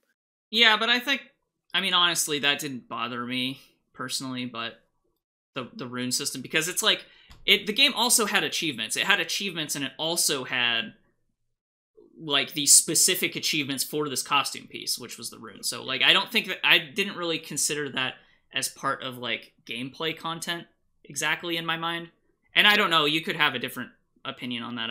It's fine, but I did like getting costume pieces through the loot boxes. I think that it would be good if it was removed from currency. Like I think buying, anytime you're buying loot boxes, I think it's bad. I don't think loot boxes as a concept is bad, but I think when it's tied to money, that's where it gets bad. Yeah. So to me, in my mind, it would be worse if it was tied to this battle pass system, because then if you didn't engage with it monetarily, that means you would never get costume pieces, which seems worse to me. So I don't know. I mean, I guess I'll have to like launch it and look to see how they changed it. And I know that my experience was quite a bit different from yours, because I just bought all the characters. But but I don't know. Like that whole thing seems. Anytime you're doing stuff like removing loot boxes, you have to completely rebalance the whole economy system, which is like difficult, you know? Yeah. So I don't know. Another thing that they did was they removed the Johannesburg server. So a lot of people who are playing Quake Champions in like Africa or South Africa, in any of those countries, are kind of fucked. That sucks. I guess. Yeah, it does. But I don't know how. Specifically, that's Popular been, it was. yeah, it was apparently pretty popular in South Africa because it drove their reviews way the hell down. It brought them from mostly positive to mixed.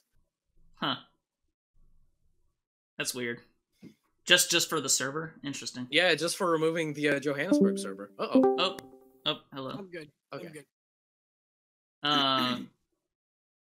If I Yeah. had streamer mode, that wouldn't have made a noise, but now everybody got to hear it.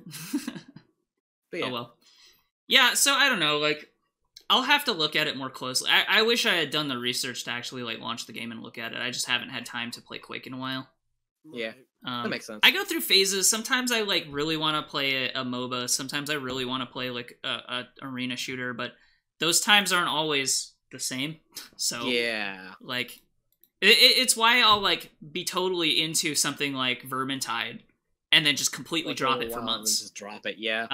And now I've been thinking about it, but I'm also really still on a MOBA kick. So anytime I, like, have game time, I kind of want to play, like, HOTS or something. Even though, like, I'm getting really sick of HOTS, to be honest. Yeah. It's mostly just because of its, like, the way that it fucking, like, looks for fucking balances quick play stuff. They talked about how they were changing the matchmaking for Heroes of the Storm, and when I first heard that, I was like, oh, good, that seems like that makes sense. Instead, what seems to have happened is they just put specialists wherever, you know? And Yeah. I wish they would rebalance specialists to just be assassins or warriors. They should just get rid of specialists, honestly. Not remove them from the game, but tweak their abilities to make them more like assassins, you know? Right. I don't know. I mean, some characters that would be very difficult with, like Abathur, in particular, but I don't... Yeah. You know, if they just made, like, Sylvanas kill people instead of killing creeps, then she would just be a fine character, right? So, I don't know. It's just really sickening to have a specialist, a healer, and a warrior go into matchmaking and get 2 more specialists. Why? Yeah.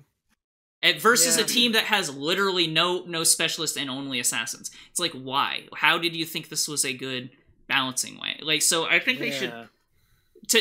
because you walked away for a second, Dalsson, like, I was saying, like, I wish they would just rebalance specialists to either be assassins or warriors instead That's of what they're being... doing. But, I mean, it involves a lot of retouching of how characters work. Like, I don't mean that I think they should reclassify things. I think they should literally change Sylvanas so that she doesn't kill creeps fast compared to assassins and just make her kill people.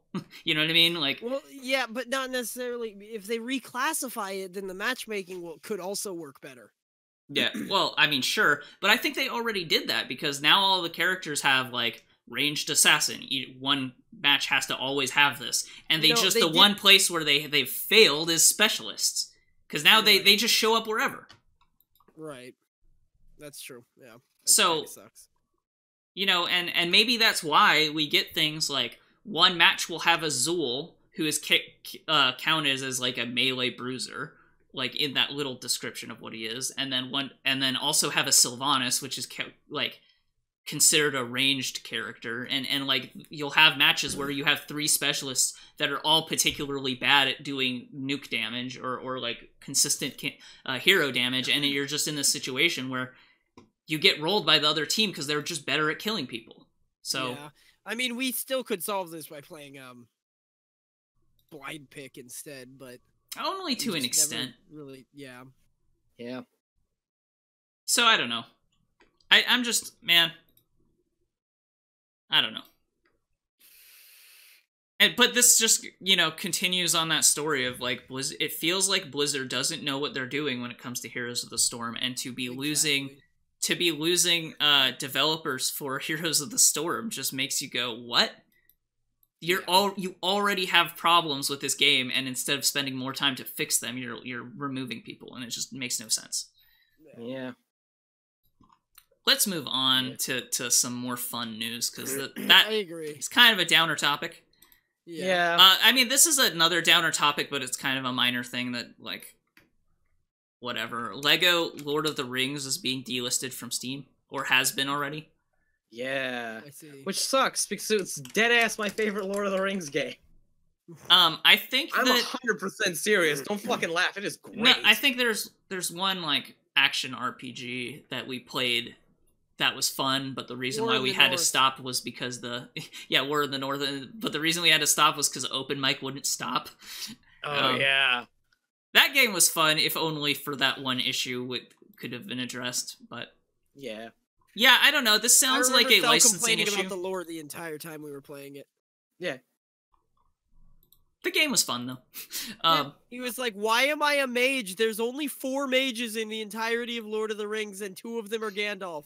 Okay, let's not reopen old wounds. Let's move on. But yeah, this Lego Lord of the Rings. This sounds like just a trademark, or not a trademark, but like a that's probably exactly. Yeah. licensing dispute somewhere that I don't know. Yeah. Which doesn't surprise me because Lord of the Rings has been handing itself over to a lot of different people after Warner Brothers has been bungling everything. Yeah, and Warner Bros.'s like quote on it is just that they will no longer be available in digital sales. The games will remain in people's libraries if they already own them. That's all they said about it.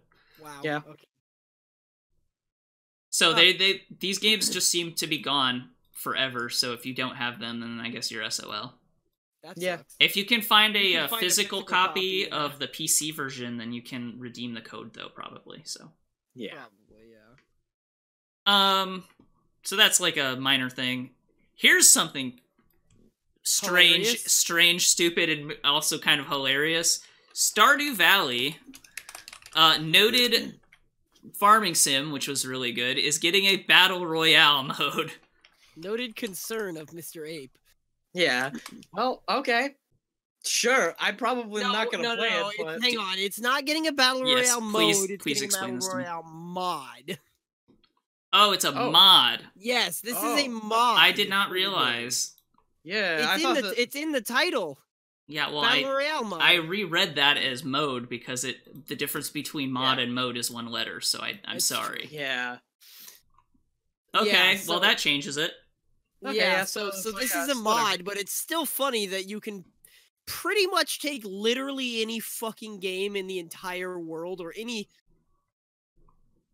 IP in the entire fucking world, like JoJo or Harvest Moon, and turn it into a battle royale. So how does this Essentially. work? How does this work, Dalsson? Can you Uh, can you explain it to me? So it looks. I don't know. You Thel don't know was the any one more who than I do? came- Okay. who found this. I think. I know actually a little bit about it. Okay. It's sure. essentially works like similar to Fortnite, where you deconstruct things and like build bases and stuff, like fences around with the items and stuff. And the combat works the same as the like underground portions, where you have a sword and you smack people, or like a bow and you shoot people. Yeah. Okay. Yeah. It's really funny that it didn't take. This did not take very long for people to come up with. Yeah, it looks in the screenshots. It looks like they're kind of like Playing a running around the video, but I'm town. not getting any information out of this. So here's a video, I guess. It appears to be this man has built a fence around himself, and now he's legitimately invulnerable. So, yeah, this looks like Maybe a good I don't mod. know. I don't know what's happening, but whatever. That seems silly and hilarious, but whatever. Speaking of mods, on some better news. Oh God. Do you want to introduce it? So, Slay the Spire has had mod support for a little while now, but now they have Workshop integration. So now you can download and install and update mods through Steam Workshop for Slay the Spire, which was what was it, number 6 or 7 on our top 10 9. games? Was it as low as 9? I Yeah, feel it was like as we low liked as it more than 9, I that. think. Yeah, because it was Ni no Kuni and then Slay the Spire. I remember. Okay, yeah. Yeah, so this was number 9. I although if we were to make a personal list, it would have been higher on mine. But Sure. Yeah. But yeah, that game is already really good. Mod support sounds good on paper. What are your thoughts, Dalsson? Look, the reason I like RimWorld so much is because of the mod support. That's pretty much the reason I pushed for it to be number 1 on our top 10 list. This changes things a lot. Like, so one of the things that about Slay the Spire was like, yes, I could get a new deck and like new combos, build a new type of thing every run, but eventually, and it hadn't happened yet, but I knew that eventually, once I unlocked all the content, I would have seen all of the content that there was available for me to do. I would have known what all of the relics do. I would have known what all the cards do. I would have known what the optimal choices were, etc., etc. So now, every time I run into that, I can just add another mod. There's plenty of things. There's new characters, things that add new relics and colorless cards, things that add new cards to the existing characters. There's just so I much you can do. on that point though, I don't think that I think part of the appeal for me in general or Slay the Spire is like even if you saw everything, the way that things combine because it's limited, because there's only 3 floors or whatever. The way things combine, you could never get everything in one run. Yeah. One of my earliest runs in Slay the Spire was an event that turned all of my slashes into like claws or something, and it basically turned me into a vampire or something. Yeah. I had never seen that ever since. I've literally only seen that event once. So I've seen it a couple times. But what I'm saying is characters. what I'm saying though is there was enough in that game already that the way that things combined, I don't feel like I would run into that problem too often. Even if my strategy for the warrior guy was to get the block abilities, I might just never get the thing that makes it so that you can keep an infinite block queue anyway. Or I would get that card and not have enough blocks to make it worth it. So I feel like that game already had enough variety that I didn't really feel like that was going to be a problem. That being said, I mean, like, mod support on a whole is probably pretty good. My like one concern with it though is games like this always have balance issues. And this is true just without mods. Discounting mods. Oh yeah. In the main game, there's always like balance concerns with every card you add. And when you get to a situation where you now have more than one team adding cards to a game,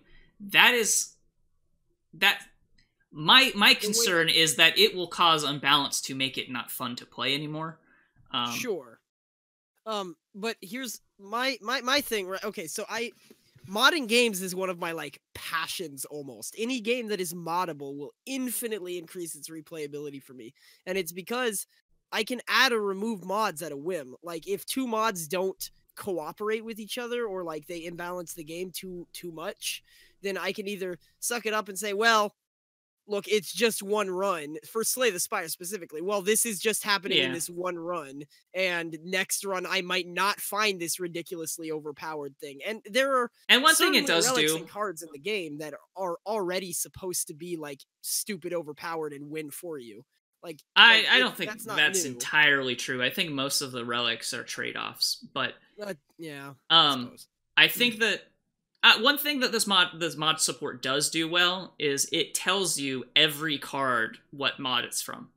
Yeah. So if you ever get to the situation where you're starting to see a pattern of like, okay, anytime I see this card, I just kill everything, then you can sort of go, okay, I'll just remove this mod. The problem is when you get into large mod packs that add a ton of cards, that's where you run into problems.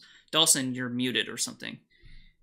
Oh, there you go. So, you know, I hesitate with this. I don't think, personally, I don't think this necessarily needed it, but at the same time, I don't think it necessarily hurts it either. And I might dabble with mods, but it's not something that I feel like adds value to me in the same way mods would in RimWorld or Skyrim or something like that. Right. I understand that. So, I completely disagree, but like I totally get where like what you mean. Yeah. And you know, depending on the game, like I may or may not use mods anyway. Like I mod the ever-living crap out of Skyrim. I have never installed a mod for Fallout. Right. So, you know, and you could say what's the difference there, but to me it's different. So I don't know. Yeah, no, I get it. It's different. I look for different types of mods for Skyrim and Fallout. Like like Skyrim, I don't really care about lore, you know, Elder Scrolls. I don't really care about like lore breaking shit, but everything has to fit thematically for Fallout for me, just because I care about those IPs in different ways. So I definitely know where you're coming from. Right. And it's just like to some extent, Skyrim feels like a sandbox more than Fallout does. Fallout feels like a you know, a guided experience with sandbox trappings, whereas Skyrim feels like a sandbox to me. Yeah. It feels Skyrim and Oblivion and stuff. They feel more like open-ended toys with kind of non-sequential storytelling, whereas I feel like Fallout is way more sequential in how it tells its stories. So it's just different to me. So I might dabble with mods. I'm more interested in new characters because that involves card sets. Yeah. I think it removes the ability to get achievements when it's on. Okay, well, so you know. One of the characters that I know that you'll like specifically, because I thought, and I don't want to get into every little mod that I've already seen, because I've only seen a couple anyway, but one of the new characters it adds is the Snecko as a playable character. That sounds fun as hell.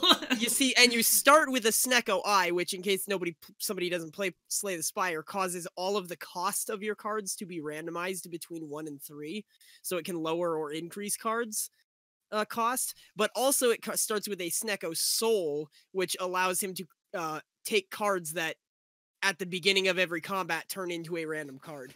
So like that's an interesting little mod that just adds total randomness and chaos to the game. And obviously it's imbalanced, but that's the whole point. It's just for fun. Yeah, but certain things that add randomness. But the thing about Snecko Eye in general is, yeah, it adds randomness. I don't think it's imbalanced, though, because it has a downside.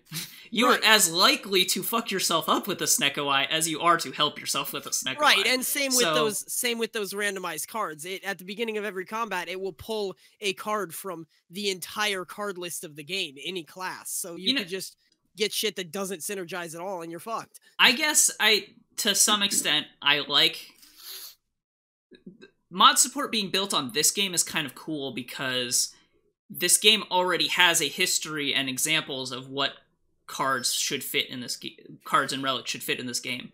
There are so many relics that are except for the ones that give you minor buffs, the ones that greatly change the game have big downsides to offset it. And I feel like that kind of design, like you have 4 energy instead of 3, but you can't heal anymore. Right, something like that. So there's enough like design examples there that I think that potentially people could look at that and decide to follow in that design philosophy easier than in other games, maybe. Like games like Skyrim, you could just drop a 1,000,000 damage sword in there if you wanted, and that's not like, that's whatever it is. This game, I think that in order for people to be receptive to content like this, then yeah, like you would have to, it would have to be intentional to some extent. Right. My only issue is I'm worried about it being badly implemented. Yeah. So, but I guess, and since the nature of the game having shorter runs, I guess, does lead it to not matter as much. Whereas if you add a lore-breaking, game-breaking mod to something like Skyrim, you could be halfway through a playthrough before you notice, and then it ruins everything. So, you're like, well, shit, I'm not going to play the whole thing over again. Yeah, I think even something like RimWorld, you have there's some degree of feeling like you've lost something if you invested time into something and the mod breaks it. So yeah. And like, the earlier you notice that it breaks it, the better. And I feel like in Slay the Spire, it would be easy to notice it break. Yeah, exactly. Yeah. So, and like, I think that the community for Slay the Spire is like a really, really good, tight one. The modding community specifically, like a lot of the mods that I've just kind of glanced over are really well thought out thematically. Like there's a slime character that just has a bunch of cards that are the same attacks that slimes use against you. So it's a bunch of neat stuff, Yeah, and adding new bosses. I think one of one of the pain points of Slay the Spire for me too is the number of different unique enemies and bosses.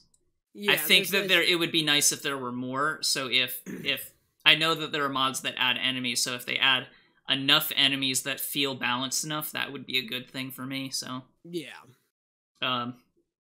Yeah, so I don't know, maybe I've come around on it. It's not that I was ever against mods in this game, it was just more that I am worried about it, I guess. Yeah. Whereas RimWorld, by contrast, the second game I ever started in RimWorld had like 10 mods on it. So yeah. To my own detriment, because they did not work well together. But, you know, that's the danger of installing 10 mods at once before testing even one alone, so, you know. Yeah. Yeah, exactly. But yeah, like, this game already, like I said, it was on our top 10 games of the year. It's already one of my favorite games that I've played in a long-ass time. And I said in my portion of that video, like, I haven't had as much fun with a card-based game since Metal Gear Acid. And that's saying something because Metal Gear Acid is one of my favorite games I've ever played. So, like, it's on the list of games that are super memorable to me. So, adding mod support, it only helps. Yeah. Exactly. Let's move on, because we spent a lot of time on that. Yeah. Mostly because we really like that game. Thel, you should play it already. Jeez. Thing is, I don't really like card games. Just like in general. Yeah, but I don't it's like card-based games. But it's a deck building game. You should at least try it, man. Yeah, You should try it. Yeah. It's definitely one that I know I should. If you put like 2 hours into it and don't like it, I'll be okay. But I feel like you Yeah. should put at least 2 hours into it. Yeah. Or, I don't know, even less, maybe like an hour, because you can usually tell. Yeah. So, Nintendo is now listing games through the Humble Store. Yeah. That's really interesting. I looked I at don't a really list. know It the includes, implications of that. yeah, it includes 3DS games and Switch games. Okay. Honestly, I don't think this has any implications. Yeah. It might sound weird, but like I looked at it. None, like, you know, they have their games. If you want to support charity or whatever, the humble cut of charity, like, sure, that's cool, right? I don't anticipate any of Nintendo's games to ever go on any significant kind of sale. I don't anticipate this affecting that at all.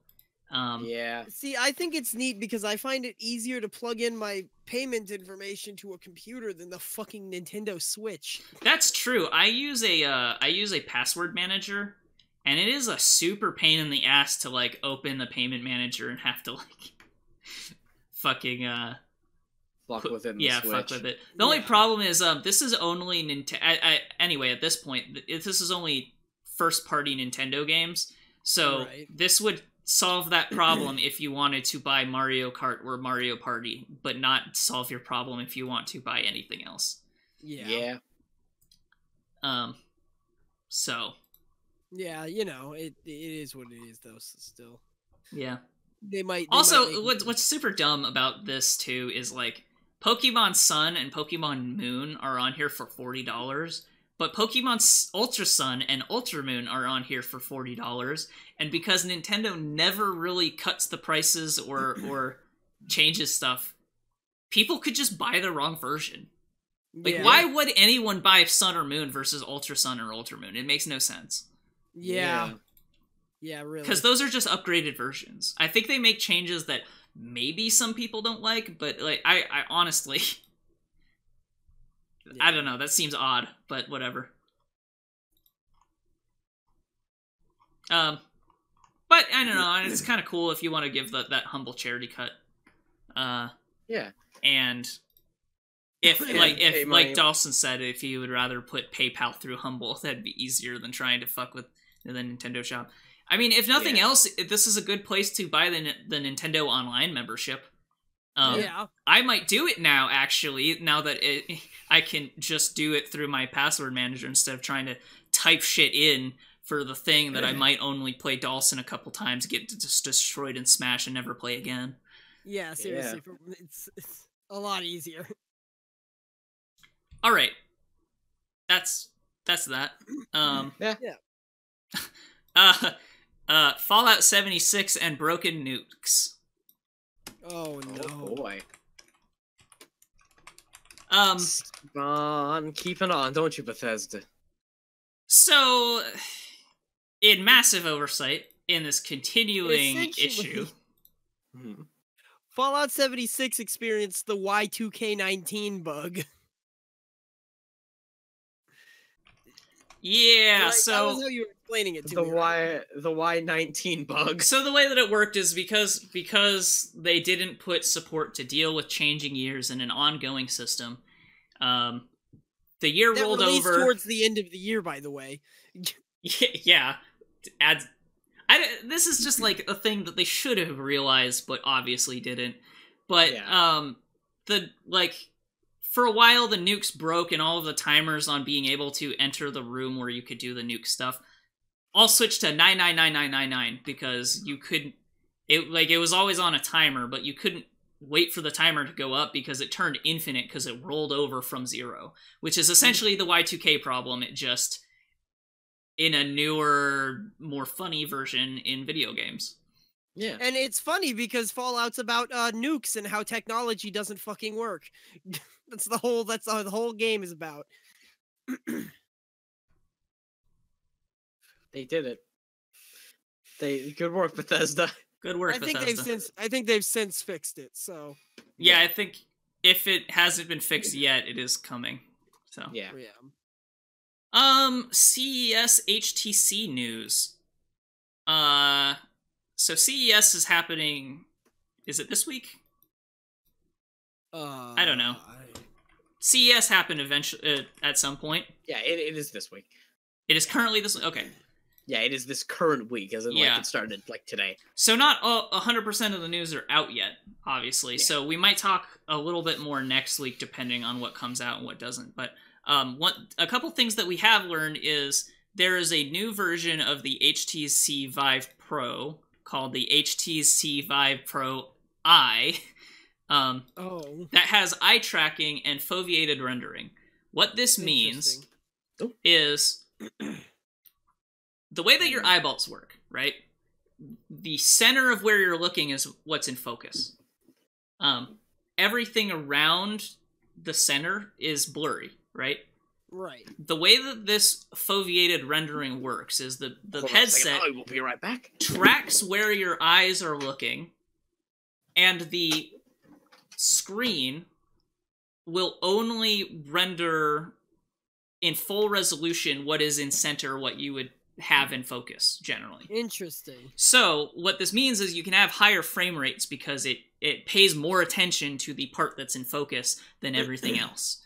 The problem with something like this, like, Fallout 76 actually uses something similar with its depth of field thing. The only problem is, in Fallout 76, they don't know where I'm looking, so obviously, unless I'm constantly looking at the crosshair, I'm constantly getting sick. But, since this actually literally tracks your eyes, it doesn't need to worry about that problem. Right. Yeah, that's pretty good, actually. Unfortunately, Probably gonna be way too expensive. Unfortunately, there are no consumer versions of this headset yet, and the development kit for it is $1,400. Jesus Christ. So that price could come down when we eventually get to a consumer version of it, but it is obviously targeted to the enterprise market, which is like companies that are using this technology to essentially build houses and stuff and have 3D layouts of stuff. Yeah. Also, it has inside-out tracking, so instead of having lighthouses, it tracks the headset out. Oh, good. So you don't need to set anything up for it. Right. They also announced something called the Vive Cosmo, which is a standalone VR headset that also has inside-out tracking. So instead of having that, it's like its own thing. Meaning you won't have to plug it into a computer or console? Here's the thing. You can you can connect it to your phone, or your PC, or use it standalone. Interesting. So that's super cool because it means that if this product is good enough, it taps multiple markets at once. Yeah, you don't need to buy 3 different versions of the Oculus to get... Right. If you want to just put on a headset and, use use it to watch like Netflix or something, you can just do that. Or you can connect it to your computer and play like actual games, or you can use it to your phone to use mobile games. Because it's early and we don't have full hands-on stuff with it, we don't actually know a super lot about how it works. It might turn out that it's definitely an inferior version of something like the HTC Vive, or it might kind of replace it in a sideways kind of way. So I don't know. We'll have to look more at this as it develops. But honestly, we're not the best place to find out about VR news, because there's no way I'm going to buy this to talk about it on the podcast. Yeah, so for sure. I would actually recommend going to tested.com or Tested's YouTube channel, and they have a program called what is it called? They have a VR show specifically, where they talk about all sorts of VR stuff. So they should have hands-on stuff with this pretty soon, and I would recommend going through them. And that's through the Tested YouTube channel, which is Adam Savage's joint. So okay, that's where I would point you. And that's all of the gaming news. Unfortunately, Thel decided to walk away instead of being here for the movie news, so we'll move on to that without him. Okay. I am going to skip this thing and go straight into the public domain stuff. Sorry about that. I'm back. Okay. All right. Because you weren't here, I decided to talk about the public domain stuff from the movies first. Okie dokie, that sounds like because that is super fucking cool. Yeah! For the first year since 1923, copyright works are going to enter public domain this year.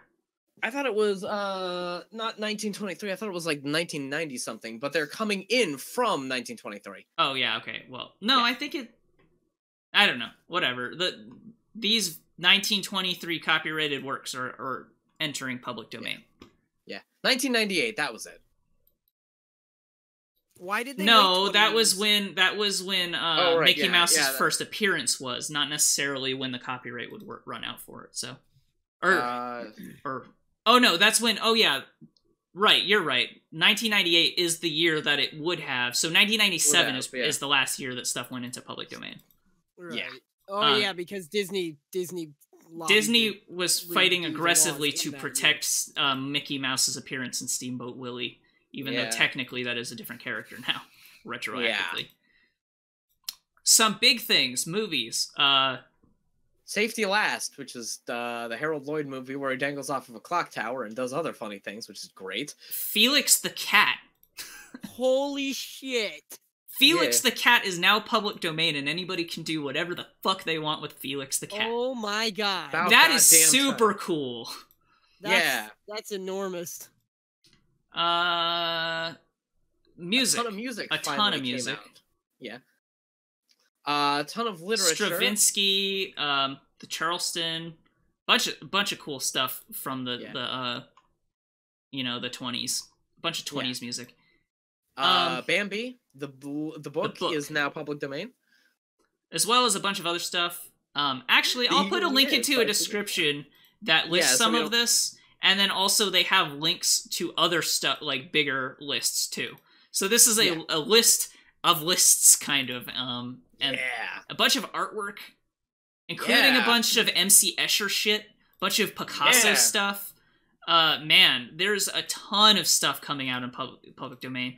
The film Hunchback. Oh no, that was already in. Yeah, so there's a bunch of cool stuff. Public domain means you can take any of this stuff, reproduce it any way you want, and publish it, and then you can chop it up. You can put picture of Felix the Cat on your like a screenshot of Felix the Cat on your fucking music album if you want. Like, you can do whatever. Yeah. It's great, and I'm super happy about it. I'm super happy we finally hit this point where this is happening again. Yeah. Until it gets to the point where Mickey Mouse is about to enter public domain again, and then they decide to change the law somehow, maybe. We'll see. Yeah. We'll see when that comes to it. Yeah, we'll see what happens. Yeah. The next thing, I'm just going to talk about these two things. Yeah, while you do that, I'll be right back. Okay, that makes sense. Because we're running a little bit late anyway. Anyway, so two pieces of Dune news. The first piece of Dune news is that Denis Villeneuve is unfortunately not going to be working with Roger Deakins, who was the cinematographer for Blade Runner 2049 and won the Oscar for that, and has been generally a fantastic cinematographer for his entire fucking career. And it sucks that he's not going to be working with him, but he is going to be working with the cinematographer from Rogue One, which I didn't like anything else about Rogue One, but the cinematography, the movie looked pretty fucking good, I gotta say. Well, all right. So yeah, I'm still very excited, and the next piece of news connecting to that is that Dave Bautista is going to be joining the cast. Yeah, Bautista. I'm sorry. Bautista. Yeah, the Bautista bomb. I gotta remember that. He's the wrestler. Bautista. He's the wrestler, man. Yeah. Dave Bautista is going to be joining the cast for Dune, and that's exciting. Who does he play? We don't know yet, unfortunately. I am very excited for him to play. He could play multiple roles in which he dies. He worked with Denis Villeneuve before. He was in Blade Runner 2049, and yeah, so that's pretty exciting. Yeah. The next one is going to be another two that I'm sort of going to combine, and then I'm going to expand upon that with a third one. The search for Oscar hosts continues, as they asked Seth MacFarlane, who they previously said would never host the Oscars again. You'll never work in this town again. They were right. Him, and he was like, "Fuck no." You kidding me? No, absolutely not. I'm not gonna do that shit. Fuck you. Suck my dick. I'm not gonna do that. Which sounds like a very Seth MacFarlane reaction to literally anything, but in this situation, the reaction to that was probably a good thing that he did. Yeah, and that's generally been everyone else's reaction to being asked too. Including Kevin Hart, who Bob Iger said, "Listen, I'd be open-minded if you apologize for it." He already did, and then said he wasn't going to do the Oscars anyway. Well, listen, you can come and you can do the Oscars. So the Oscars have been a gigantic kerfuffle that nobody wants to have anything to do with. Nobody wants to host this shit. And it's a wonderful kerfuffle. They're gonna have to get Mr. Peanut Butter to do it, I guess. Yeah, they don't have any other options. Yeah, he's gonna read out the wrong fucking winners. He's just going to read Mad Max Fury Road is gonna win Best Picture for 2018. Hey, you know what? It deserves it. It deserves it. I really think that we should be, recognizing some of the really great movies that I saw this year. Citizen Kane is one that I think should win the Oscar for 2018. Oh, yeah, for sure. Remember that part where he was talking about the sled? We were just talking about how the Oscar still doesn't have a host and how they are desperately scrambling for hosts and have had no luck so far. And so Dalsson was talking about how it should just be Mr. Peanut Butter. And how she should announce the wrong fucking nominees because he forgot. Even Seth MacFarlane said no.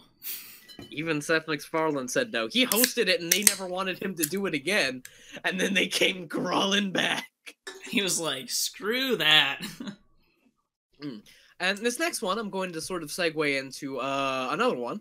This is an article that sort of talks about the new Academy. There are 2,000 new members of the Academy that have come on in the last 3 years, and they're very young, and they have a very different view of Hollywood than the older members of the Academy do. What kind of young? Do we mean young as in 40 but not 80, or do we mean young as in 20? I think we mean young as in the between, so 30. Okay. But yeah, specifically and it might be the 40, because what it seems to be is these guys are taking a lot of influence more from the new Hollywood movement in the 60s. It's they're finally Hollywood is looking at the French New Wave and listening to what they had to say, this, which is essentially the studio system fucking sucks and we should dismantle it. Yeah. This talks about how they sort of view films as and more of an art form than a business, which is what all of old Hollywood views films as. And that's why movies like Moonlight and Birdman have been the winners of the like film of the year rather than stuff that's more streamlined and more produced, like Right. The Post, for instance, which is a movie I saw last year and was like, yeah, it sure is a movie that's going up for Best Picture, huh? Yeah. So okay, that's fine. Did it Produced though? in such a way that it intended. Yeah, to I think be. I'm pretty sure it did. Yeah, Because I feel it like didn't win. I feel like I keep seeing like movies that look like Oscar bait, and they just have not been performing like Oscar bait lately. Yeah, they really haven't, and that's So it's good. probably part of the, in part Yeah. of this. So Yeah, exactly. And it's this like the Hollywood Reporter lists like specific things like the old Academy is very studio centric, and the new one is very art centric. They see movies as a business, and the new guys see them as an art form. The old Academy doesn't think that you need to read a movie; you just watch it. The new Academy thinks the best films often. When they say read a movie, you just watch it. They're specifically talking about foreign movies with subtitles. Well, I was getting a little bit more philosophical there, but okay. But yeah, it's. why don't Essentially, things in Hollywood are changing. that's cool. Do you want to talk about the Golden Globes? All right. I didn't fucking watch them, but I have a good list of things winners happen. here. Yeah, we got a list of winners. Okay. Bohemian. Oh yeah. why don't I say what it is and then you talk about it? How about that? Okay. Best Motion Picture Drama won Bohemian Rhapsody. What were the other nominees? Okay. I think the only other notable one was A Star Is Born, which is the Lady Gaga one. Oh yeah, that Which one is was essentially the apparently- same. Yeah. A lot of people really, really liked A Star Is Born. That's actually kind of surprising to me. I don't know. Bohemian Rhapsody was like surprisingly had surprising staying power because Bohemian Rhapsody had continued to be in the theater for ages. Yeah, and that's like it is true. the only movie I had ever seen that took the like giant screen that is at my theater for 2 weeks in a row. Wow. Gee. So I think the only other movie I saw that did that was like Avengers Infinity War. So like I don't know. Which is like That's saying good something, or man. bad biggest Yeah. movie of the year, Yeah. I think it's the highest grossing now, probably. Yeah. I don't actually know for sure, but I would not be surprised. Best motion picture musical or comedy was The Green Book or Green Book. This one's a little bit funny to me because I'm looking at like these winners and I remember like when Green Book, I haven't actually seen Green Book, but remember people talking about it essentially like, yeah, this one was written it felt like really, really forced and kind of stupid. Like other movies had done this specific thing better. It was essentially Viggo Mortensen running around. Hey, why the fuck people gotta be racist and shit? Maybe there Yeah, just weren't any other good musical or comedies this year. Yeah. I would say that there were a couple of good comedies, specifically Sorry to Bother You and Blind Spotting. I wonder if they were even up for Golden Globes. I wish this had the Yeah. nominees. Yeah. Alfonso Cuarón for Roma won Best Director. Yeah. Okay. Yeah. I'm not surprised That's a name considering that I've Roma heard was like once. one of your top movies of the year this last time. Yeah, Roma was fucking fantastic, and it was incredible. It was like a very, very personal film for Alfonso Cuarón. It felt like, and it very much felt like a director's film. It was a movie that sort of harkened back to the Italian Renaissance, where they were making super, super personal films about people essentially and how everything Right. sucked. And it was a movie about his nanny that he had growing up and her troubles, and was fantastic. So yeah, that surprises me 0% that he would win an award for that fucking movie. Yeah. Best People don't even give a shit. It's okay, go on. Best performance by an actress in a drama, Glenn Close for The Wife. I've heard of not this movie at all. Yeah, me neither. Never- Best yeah, never performance heard by an actor in a drama, Rami Malek for Bohemian Rhapsody.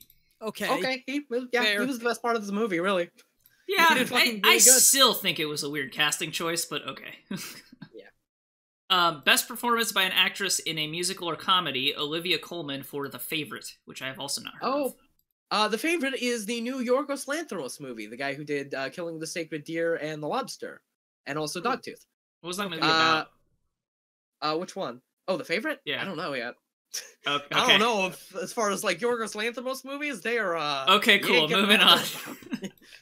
Best performance by an actor in a musical or comedy, Christian Bale for Vice. This one was notable because he thanked Satan for it, for his portrayal of Dick Cheney.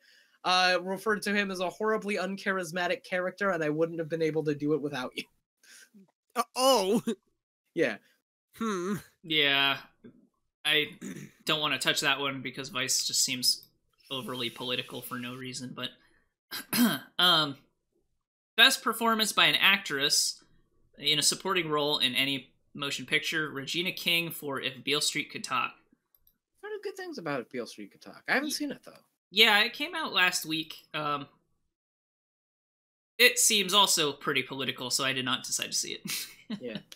I don't like watching movies that have heavy-handed political tones to it, and right. I don't really know enough about this movie to know whether or not it's super heavy-handed, so I just haven't seen it.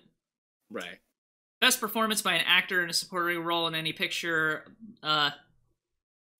Marshala Ali for The Green Book. Yeah, this guy, I'm really happy is actually winning fucking, I am glad that he's getting awards for this.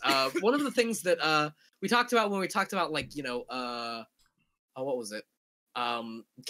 Casting, like typecasting was. This is a guy who I, will mention it's, typecasting is bad because this man is usually typecast as Omar from The Wire because he played Omar for The Wire, which is, a fucking asshole bastard man who murders people and is a gangster.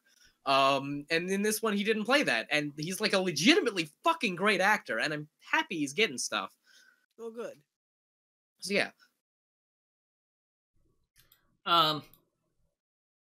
yeah.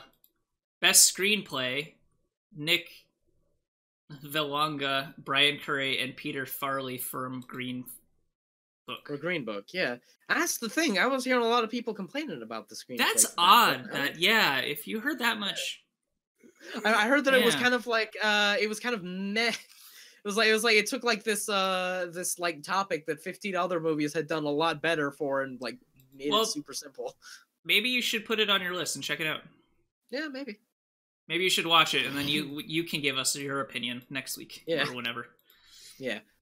Best motion picture animated, Spider-Man Into the Spider-Verse. What a surprise. Good. Yeah, this is the Golden Globes though, and I think the Golden Globes is sometimes a little bit more forgiving with animated movies. They sometimes watch them more than the Oscars do. I think So what were the Disney ones last year? There was Wreck-It Ralph 2. What else? Yeah, Incredibles 2. Incredibles 2. Yeah. Yeah, I liked Incredibles 2, but I think it had some pacing problems, but... Yeah, I hope Spider-Man wins over either of those. Me too. Best motion picture foreign language, Roma. Yeah. Okay. Best... Yeah, you already talked about that. Best original score for motion picture, James Hurwitz for First Man. I think I talked about the score in First Man. I think you did. First Man was really fucking good. I think I remember you saying that. Sort of makes sense. Oh, and it's really funny. This year, I constantly talk about how scores in movies suck nowadays. This year has had some good-ass fucking scores. The score for Sorry to Bother You was fantastic. The score for Mandy was incredible. The score for fucking Annihilation was great. And the score for fucking First Man was great. And a lot of these are going up in the Oscars, too. Not Mandy. We already talked about why the score for that isn't going up for the Oscars for the dumbest fucking reasons. Because they just wanted to block Mandy specifically. It was their own... No, it was their own fault for not applying in time. Yeah, well, no, that was Solo.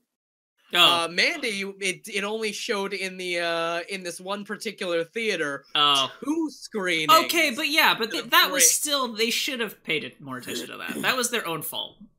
I mean, yeah, I feel like that rule's been there forever. It's not their fault. The way I was hearing it was that they made that rule after Mandy applied. Oh no. That rule's essentially been there for legitimately ever. But the thing is, they probably couldn't get in for that amount of time. There's probably other stuff playing. Plus, they were also streaming at that time.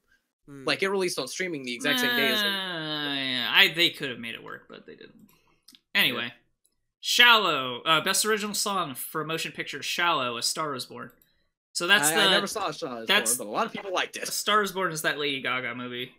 So, yeah. It stars Lady Gaga. It's not necessarily about her. Really? I thought it was about her, but whatever. No, it's about some other stuff. It's about someone who's similar to her, I guess. It's essentially, yeah. That's a little silly. Anyway, television, best TV series for drama, The Americans. Not really surprising. Deadass have not seen any of these televisions, but I've heard of all of them. Yeah, so The Americans is about spies. Yeah. Russian spies, I think, in particular, but I'm not entirely sure. Yeah. You want to watch a good spy story? We talked about it earlier. Best performance by an actress in a television series, drama, Sandra Oh in Killing Eye. Okay. Actually, you know what? Let's not do these TV stuff. Yeah, because Is there anything here that I know or care about? No. Okay, that's it. Yeah. That's the Golden Globes, folks. We're already running over, and I don't care enough about that stuff, so. Yeah, seriously. What else? I think... Oh, right, yeah, that's right. David Fincher is working with one of the guys who made Deadpool on a adult-focused animated series, which is exciting as hell for Netflix. It's also, called Love, Death, and Robots. If these screenshots are any indication, it looks fucking cool, too. I don't know if these are screenshots. I think they might be... Or concept art or whatever. Yeah, concept art. Yeah. I'll just pop this up there. Yeah. Yeah, that's exciting. Needless to say, David Fincher has been taking a couple of steps away from movies. Thanks to Netflix, he's been able to get stuff off. He was the guy who started House of Cards. He's been working on another Netflix show, I'm pretty sure it was Mindhunter, and now he's doing this. He's essentially like, fuck movies. They won't let me do whatever the hell I want. I'm going to work on TV shows now. And good. Thanks, David Fincher. I mean, plus, like, Netflix, I think, is willing to take more weird risks. Yeah. For sure.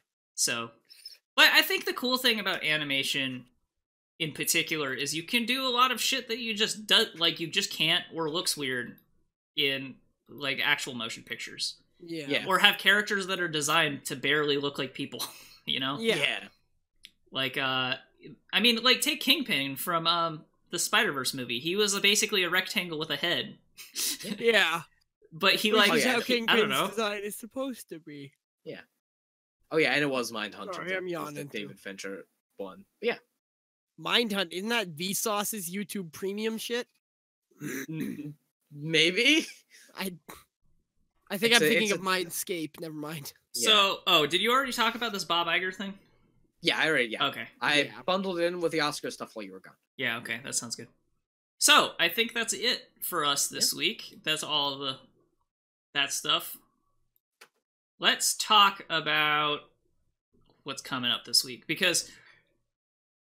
So, Dalsson, you said that you're like done streaming now, right? I think so, at least for a long while.